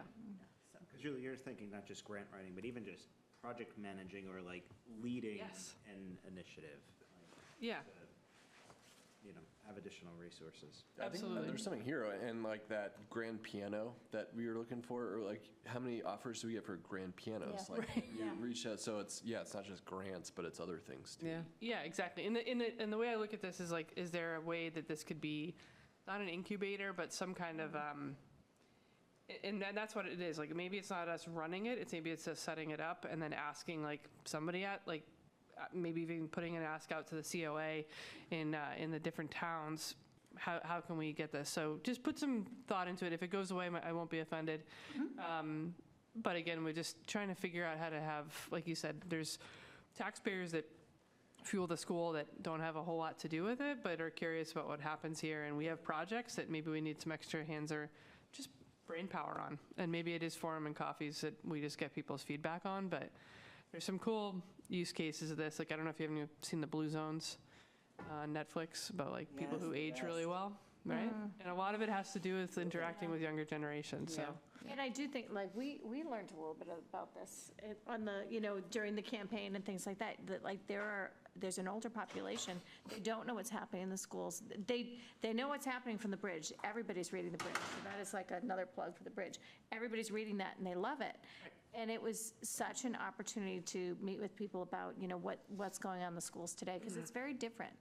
Schools look very different than they looked, I want to say 20 years ago, but even like 5 years ago, schools Totally. are ever evolving, right? And And I think it also getting goes it back out to there. like the multiple pathways to success. Like even what Andrew said, like about the AI, like I think students could also get a boost for kids that have really mastered like AI or content creation. Is there something that they could do in a forum in partnership with the COA to educate, older populations? I get those requests a lot. Yeah. And some of the things I've done, like I wrote something with using ChatGPT, and at the end of everyone's like, "This is great," and I'm like, "Yeah, I didn't write it. ChatGPT did." Just teaching people like real life use cases of like, "Oh, that's kind of cool." So anyway, we don't have to belabor it, but that was just an idea. All right, so I think we have a good list that's been streamlined, so hopefully everyone thought this was helpful. Yeah, I just, before we finish. Yeah, go ahead. I do think we need a op budget goal. Okay. Something around guideline, and not just us coming in guideline, but it's got very complicated with, capitalizing things like school buses and then having joint capital. So, there's just a lot of moving parts this year in a budget, and it feels like goal worthy. Yep. I'm going to put it in here. I agree. Before we approve the budget. Before we close this up, we kind of skipped over what we had added to community relations around enhanced community engagement, which I bring up only because I wonder if this community-based problem solving could actually live there in enhanced community engagement. And then around, also if we wanted to add like however many coffee meetings, if people want to do coffee meetings, or Sure. we didn't really kind of think through what some of those ideas might be. Yeah, it's a good idea. It's a good idea.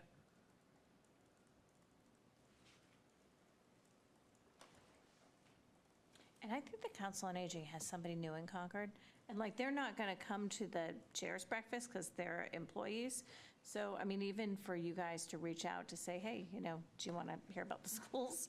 And do a little road show over there if you wanted to. Like, you've done that before. No, the Yeah, COA it's- board is supposed to send somebody to the, Yeah, they usually don't. oh, Yeah, they usually supposed don't. to go. Okay. Rarely.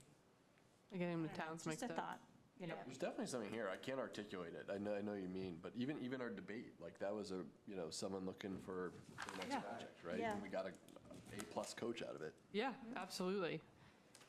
We had it in Andover. I worked for the town for 6 years, and we had a couple kids come to us and say, hey, we want to run a fashion show. We're like, okay, well, like the founder of Merrimack lived in the town. We had no idea. Cool. It's just bubbled out, right? Like, So you find these things when you put out a problem, and that's the thing, like you may not have all the solutions, like there's no expectation we have solutions. It's like community-based problem solving, and like what better, and kids are like amazing, and they are already like, the engines are turning, right? All the time. That's what we love about it. So, well, I think we did a great job. we'll clean this up. We won't go too far. Putting the spotlight on myself, I can own that. No, I'm just really eager to get things into SMART goals so that we can move on and get progressing. Okay, in the interest of time, if we move on, are we comfortable with that? It's awesome. I actually think this is really helpful. You guys to were- just that was kind of- awesome. Good, I mean, we all participated, and to have like a real discussion around like kind of what our year is going to look like. So thank you, that was helpful. Hey, you're welcome. Thanks for participating and setting up ideas. All right, so self-evaluation. Okay, so I sent around the report from the MASC, and in thinking about how we should structure this conversation, I'm sort of torn because we're talking about a totally different committee than we are today. And so I do think I'm like a big believer in data and analysis and doing these surveys and really understanding what we're doing well, what we're not, how can we continue to grow and improve. But I also want to be mindful of the fact that we now have 3 new members. Yeah. It's huge. Our entire Carlisle representation is completely different than it was when we're of the committee that we're evaluating. And like how important, what can we glean from this that's actually useful? So what I don't really want to do, unless you guys want to, I'm totally open to it, but is to go like question by question and like really discuss it. I've pulled out some of the like themes that I found, and I'm happy to go through my thoughts if people have ideas. But then I actually thought it might be worthwhile to spend just a couple of minutes, and maybe we can also put this in the category of things to mull over for our next meeting, but or for a future meeting to be determined. But to spend a couple minutes on like process around what is the value in doing this? How do we want to do it? Like, should we think about changing the timing of it? Like, is August really the right time to evaluate a committee that has just resat and restructured? Maybe not. Maybe it is, but like maybe just spend a couple minutes talking about that. Or if we're not ready to talk about that, we can table it and talk about it at a future date. But to go over the data that we did collect, there were some weaknesses, some strengths, some places where we were kind of all over the place, and I bucketed them. I took Alexa's model from last year, how you presented this as like our, what we're doing really well, what we're doing exceptionally well, and then also places where we're not in agreement. So I will start with the good news, which is there's a lot of places where we consistently thought, members consistently thought that we are doing well or exceptionally well. Things like reviewing and updating policies. I'm curious if Dr. Hunter agrees, but refrain from involvement in administrative business. Prepared, that the committee is prepared. I'm pretty good at telling you. Thank you for tolerating that. Yeah, exactly. Hey. The committee is prepared and looks for areas of learning. I think this exercise being an example of that. New member orientation, that's an area where there's been some growth. So I think we have some learning to do on how to make sure people feel like they are coming in prepared. Because I know you two in particular, and Sarah, right? Did a big effort. We did, but we started it, but we didn't finish it because we really, it was like our eyes were bigger than our stomach. I think. Yeah, which is why I'm always worried about sometimes the ambitious goals, because we didn't. Right, we did, we tried, we really wanted to go through it because it was you and I and Sarah, and to really, because Cynthia started the handbook, and then we were trying to like make it feel, how do we onboard someone? Like realistically, like what's the best way to do it? And really it's having conversations with people. It's just showing them where things are. Like even if it's on the website, like there are things on that you just don't know where they are at first. Yeah. And it's very basic things. Like there are all the links that, you know, I've sent to all of you when you join the community, like here are all the links because that's what I'm supposed to do with our policies, but it's actually not that helpful. So I think the new member onboarding, you know, it's just building relationships. Yeah. I mean, I think that's the best way to do it, but.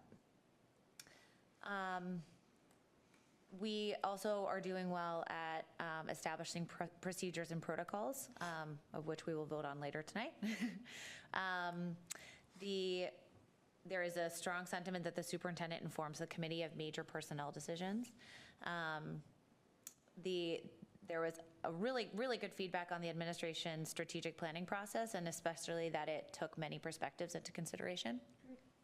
The budget process is documented and published. Budgets are built on needs from the bottom up, and I think the highest thing that we got was public input is welcome and encouraged, which is great. So those are some of the things that we're doing really well. Areas where we could continue to grow, according to this survey, are reviewing our goals more frequently.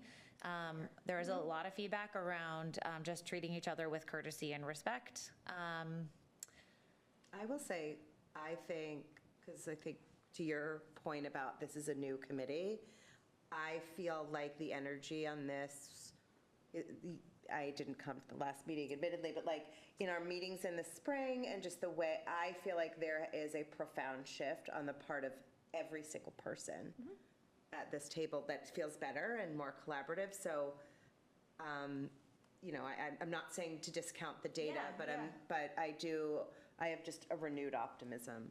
And I think we're going to see some dramatic changes in there.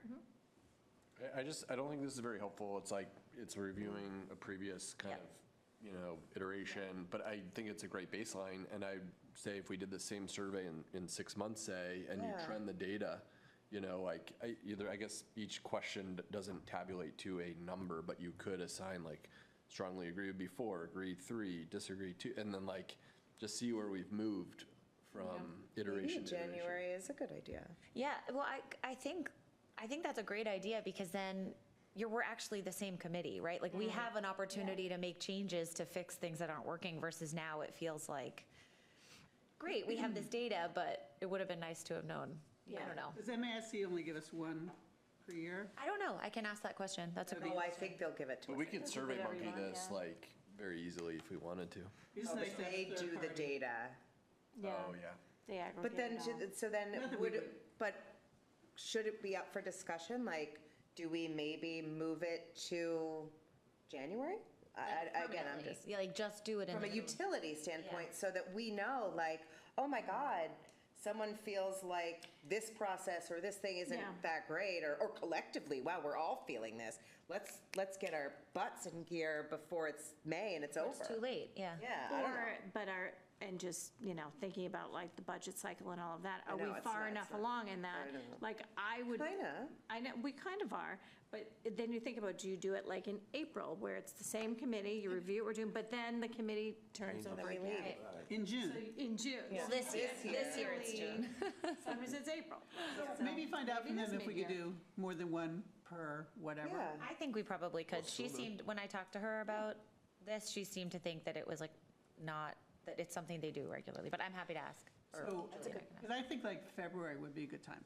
Yeah. Yeah. We've Well, the other thing done is- a lot by then. Like, there's a rigid MASC one that talks about, like, the course, right? Right. That's benchmarks to a course that, like. The chart, the course. Yeah, charting the course. So, like, Andrew, you haven't gone through it yet. Keep calling me out. on belonging? You know what I'm saying? Like, you have a year to complete it. So you're not out of, it's a tricky thing. Like, Brian and I took You're it. in the green, not the red.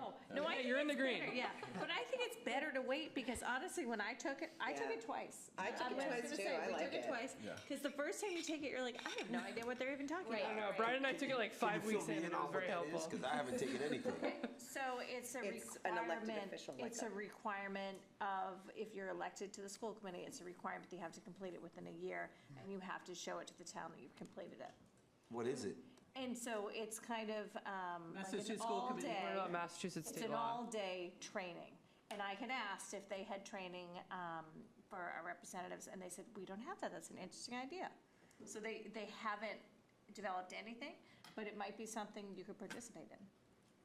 Yeah, that'd be great. Yeah. Especially with the equality piece, because again, I'm sitting here like, huh, what? So just to know what it is and what's in it, just to have an idea what's being asked. Yeah. You know what Yeah. I mean? That changes people's perceptions on, again, like you said, why are we at this table? Yeah. I'm not just here to be here, but Absolutely. Yeah. I want to make sure that at least I have some kind of sense as what is required on different Yep. levels, you know what I mean? Because technically, I didn't get elected by the town, but I was elected You by were elected, right. a group of parents, so. And I think the student reps, they have something They do. It's, similar, but it's very light. It's like, they're trying to, they're trying to boost it up for the students, but because we are a leader in having MECO representatives on our committee, there are 4 towns that have it, they don't have anything developed yet. But that could be something like, maybe we want to be leaders in Yeah, that but and let's work with the ask- other towns and I develop mean, something for that can be one of the goals that this table can push, because again, you know, if this is something that's going to continue, we need to be able on the same playing Yeah, field. Yeah. I like that idea. Okay. So I can reach out to, or Julie, or I can reach out to Alicia at MASC and talk. and also attending the annual conference. Let's just ask that question. Yeah, sure. I love the February timeframe that you, Yeah. because we made structural changes, you know, May, June, like committees, like getting on the joint committee for capital planning that we knew was coming. So yeah, I think February would allow us to make structural changes so the next committee would be handed a running start, basically. And also like the survey, like the one that Carrie's talking about that's through MASC is one survey, and it's doing how we're doing as elected officials. And then I think there's something that can be more of like a pulse survey as like what we want to track. That doesn't have to live so rigidly in the rules, that we can just do for our own kind of pulse of how we're doing as a committee. Yeah. Survey monkey or something on our own. Yeah. Well, actually, MASC would do that for us. They would customize a survey based on whatever we want it to be. Let's do it. Yeah. Like whoever we want it to be, whoever we want to participate in it, and however we want it to be structured. So we have that ability if we want to go that Andrew route. finishes training, question 1.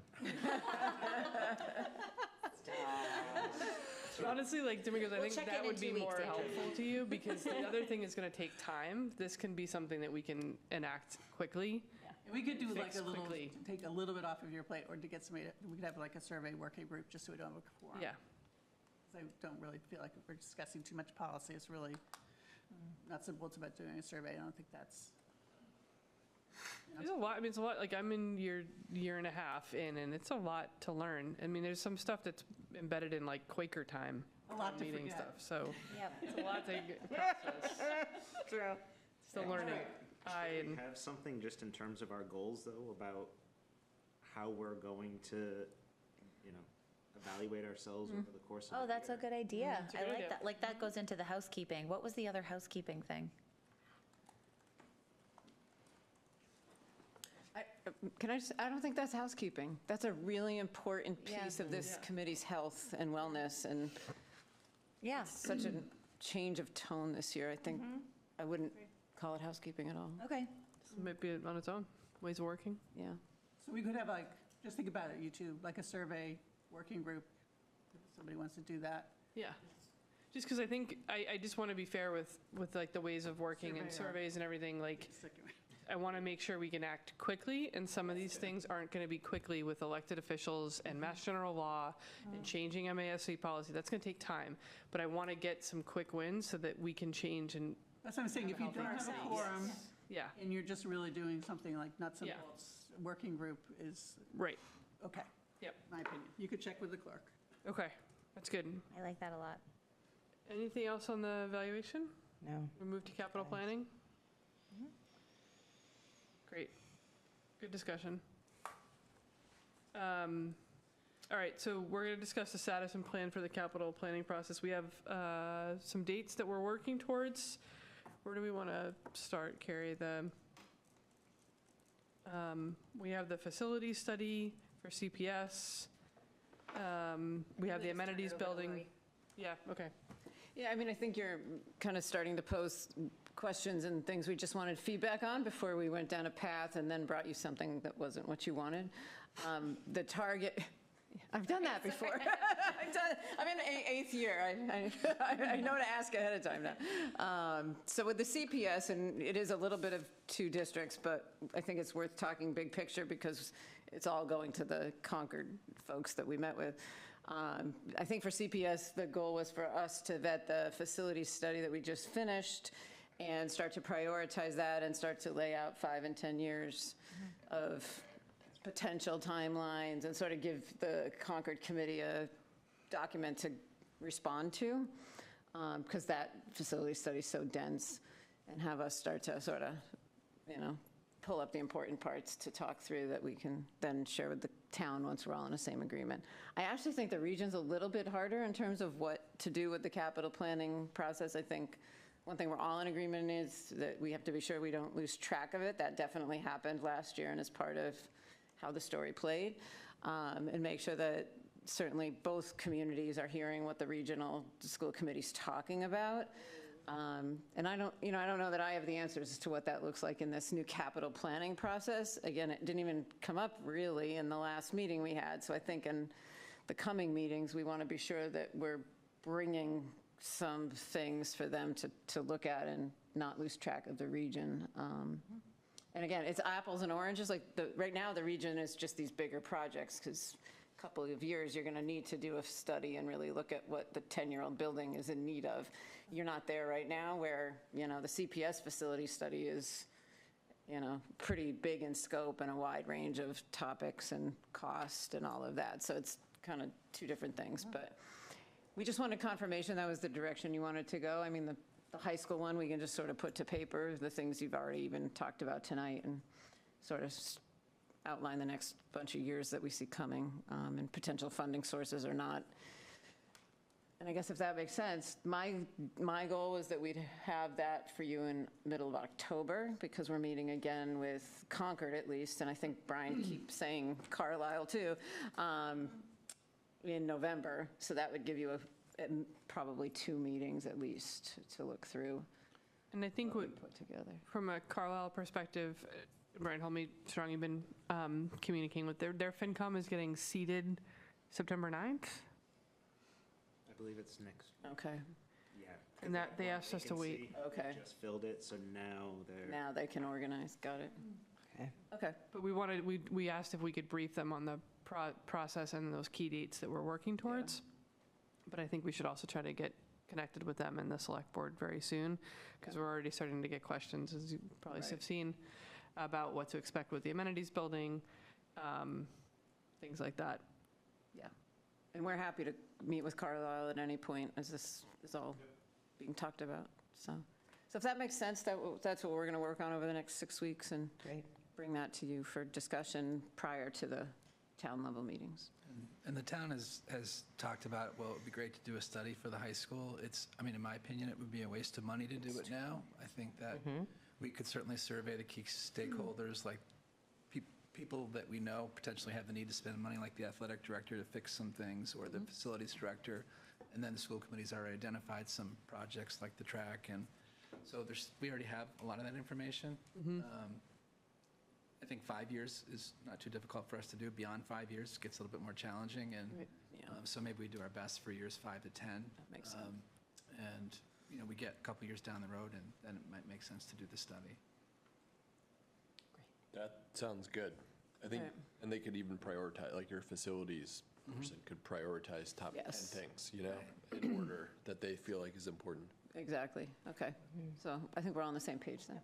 Yeah, if we could just know what of the major systems, what the expected lifespan is. Yeah, Yeah. that's my question. Like, if replacing filters early will extend something, like we should get something like that in the budget. Yeah, we do. So we do have preventative maintenance in our Yeah, there's budget. preventive maintenance, yeah. We seem to be running into HVAC issues pretty regularly. So spending. I updated them over the weekend about the one thing last week that didn't go well was the HVAC. Really. So some of those, if you've seen the roof from afar, those are huge units, and we have a large number of them. It's a very large building, so that's one of the ones we want to try to get, I think, our arms around with the facilities director and ask some of our vendors too. I think we're approaching useful life on some of them. Yeah. Some of them are failing before useful life has been hit. So trying to figure out the right time to replace them. Do you guys track the warranties on these units? We're well past the warranty period. Yes. Yeah. Yeah. Good point on the new middle school. Yeah. Make sure we, No, we certainly, yeah.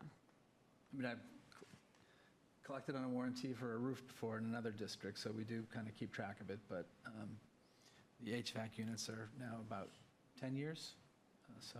Because I know sometimes what they do is the installer will expand the warranty as long as they're the ones maintaining periodically. So they'll say, we'll give you 20 years, but we got to maintain them every 3 to 4 months. We might get that for a roof, but not for the HVAC equipment. If you have somebody that you know, we'll give you a phone number. I said, I have a few, but I know that some of these bigger companies, they try to stay within the buildings, so they try to expand their warranties, because they're the ones maintaining them, and if they need a part to be replaced, especially with these newer systems that run off heat pumps, Yeah. they stay on top of them, they give you a longer lifespan. Yeah. All right, anything else on the capital planning? Great. I think the only thing we all remember is the Monday, November 18th is the joint meeting with the FinCom and Select Board. I guess the question is it, this is a rookie question, would it be normal for any of the Carlisle FinCom to come to that? From the high school perspective, to at least invite them? The only time it happened was last year. Okay. There was a select board meeting, wasn't at that meeting per se? Yeah, it was you're It was a right. select board meeting, and Lynn and Victor came, right? Yes. Lynn Yeah. from select board. Just because it's a Victor came. new process. And, yeah, I mean, Victor listened in on the last one. Yeah. Oh, that's true. And I think, because he has been historically a Yeah. liaison. Yes. So I think whoever, I think they'd end up listening to a lot of what does Concord want to prioritize, and I know. that's not really the good use Okay. of their time, the more I Just asking. but maybe follow up with whoever the liaison is Yeah. after the meeting. Like, if you could follow up with them, that'd be helpful. That's what I would do a lot with Victor last year, is we would, try and follow Like up you had after him the on meeting. speed dial. I know.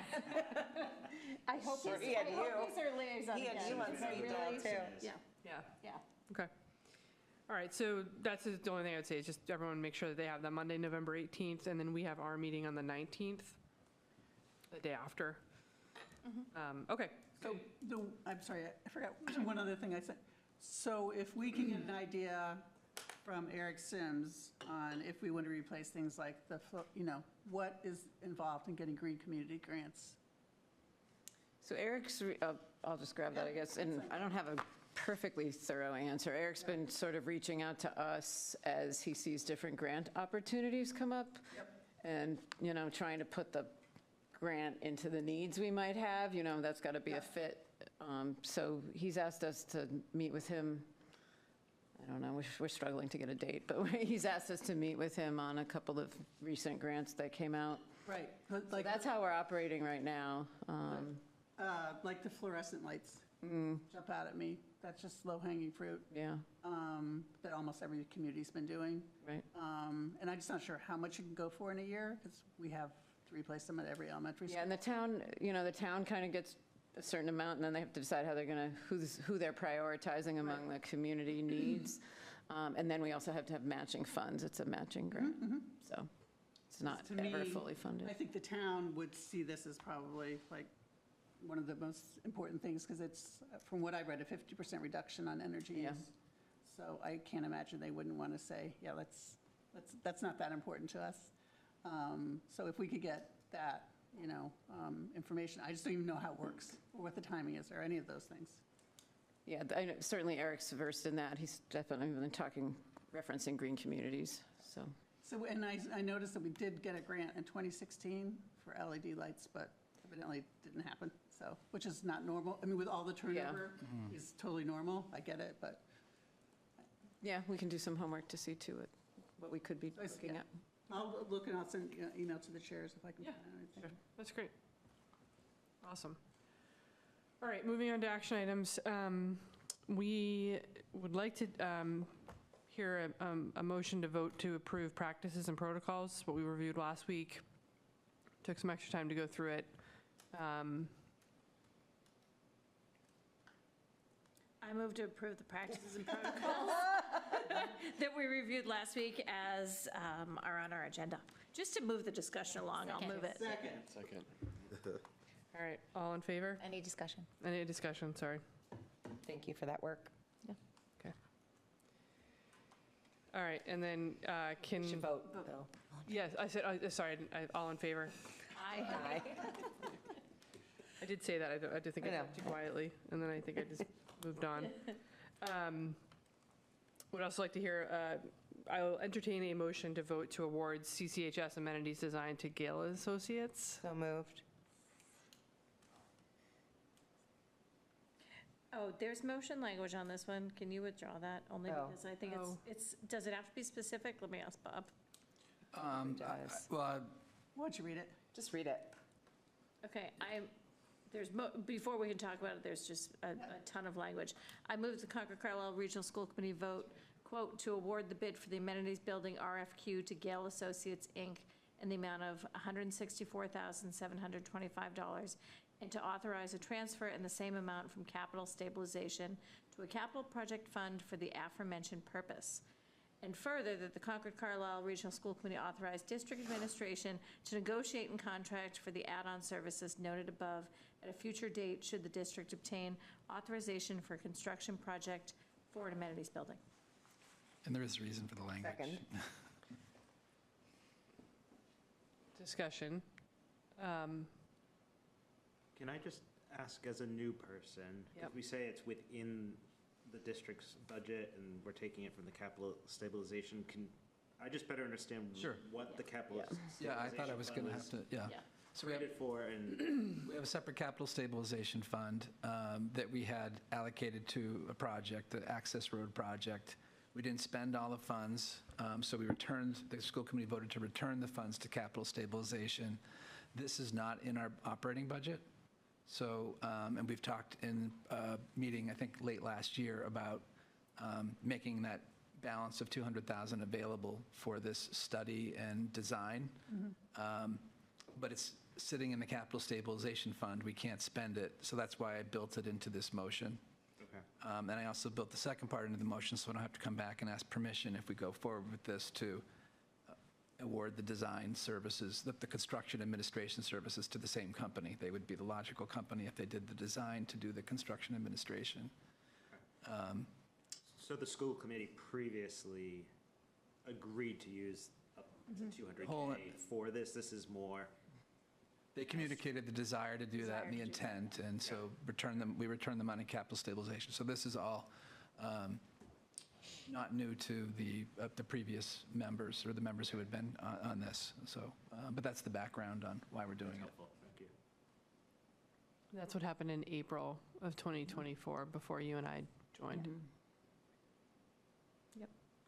So is it normal, you don't need to go out to bid for the construction? Well, we're not doing construction. We're doing the design right now. No, but are we saying that we're going to award the construction to them? No, they would be the design, we would have a designer work to make sure the construction company is building in accordance with the bid, like we have Okay. Hill Monitoring, CTA. Okay. This would be the equivalent of that. I'm sorry, SMMA Monitoring, CTA. Because it's coming from just to put it in layman's terms, so because it's coming from the capital stabilization fund, there is no extra cost to taxpayers that we have to dip into. Correct. Yeah, no, we were able to self-fund it with the Yep. funds available. Okay. And let me just, one more question about then the construction management, which they would be doing.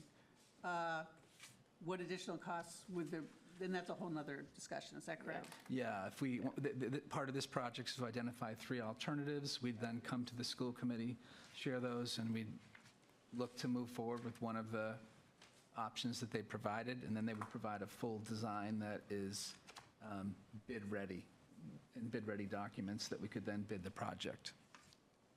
It's a normal, I mean, we just did this on a much bigger scale with the middle school, where the design team first gets the project to do schematics and design, and then they actually get the full project. If we don't have funding to do the construction, that's a separate authorization that would be needed by both towns. And we will have no idea what the cost will be after this phase. Will they give us a range, or? Oh, yeah. Oh, they will, okay. Yeah, part of the intent is to tighten up the estimate, so you've got a better number to work with. We can bring that into the capital budget planning process, yep. And what's the anticipated timeframe of the work? They need a little bit of time. I actually think they said, I have it written, but I think it would take a couple months, then we would be presenting here. It's going to be difficult to fit this into the capital budget timeline, because this takes them a couple months to, first they present 3 options. We then need to share that with the school committee. We then may need, the school committees may want to share that with the towns. An option's going to be picked, so there might be a month lag there. And then after that, they would need a couple months to build the full design of the option that we select. So Better to be that puts us thorough. out into February, probably. We would have like a ballpark number to earmark in the capital plan. At some point during the process, yes. I assume there'll be I'm not worried some about the level of- November, I'm more worried about the December date. Sure, as long as you select an option out of Yeah, the 3 options. there'll be estimates to go with each option. Okay. So, Okay, Great. all right.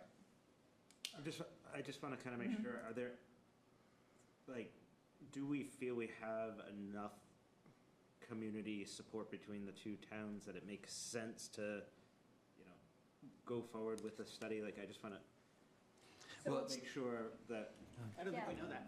I think we don't know that. I think part of the concerns last year is there were a lot of questions that they wanted answered, and the only way to answer them is through the study. through the study. yeah. And it's just, there's no other way around it. So there were questions about the plumbing board, but without a design, you can't go to the plumbing board. So, Yeah.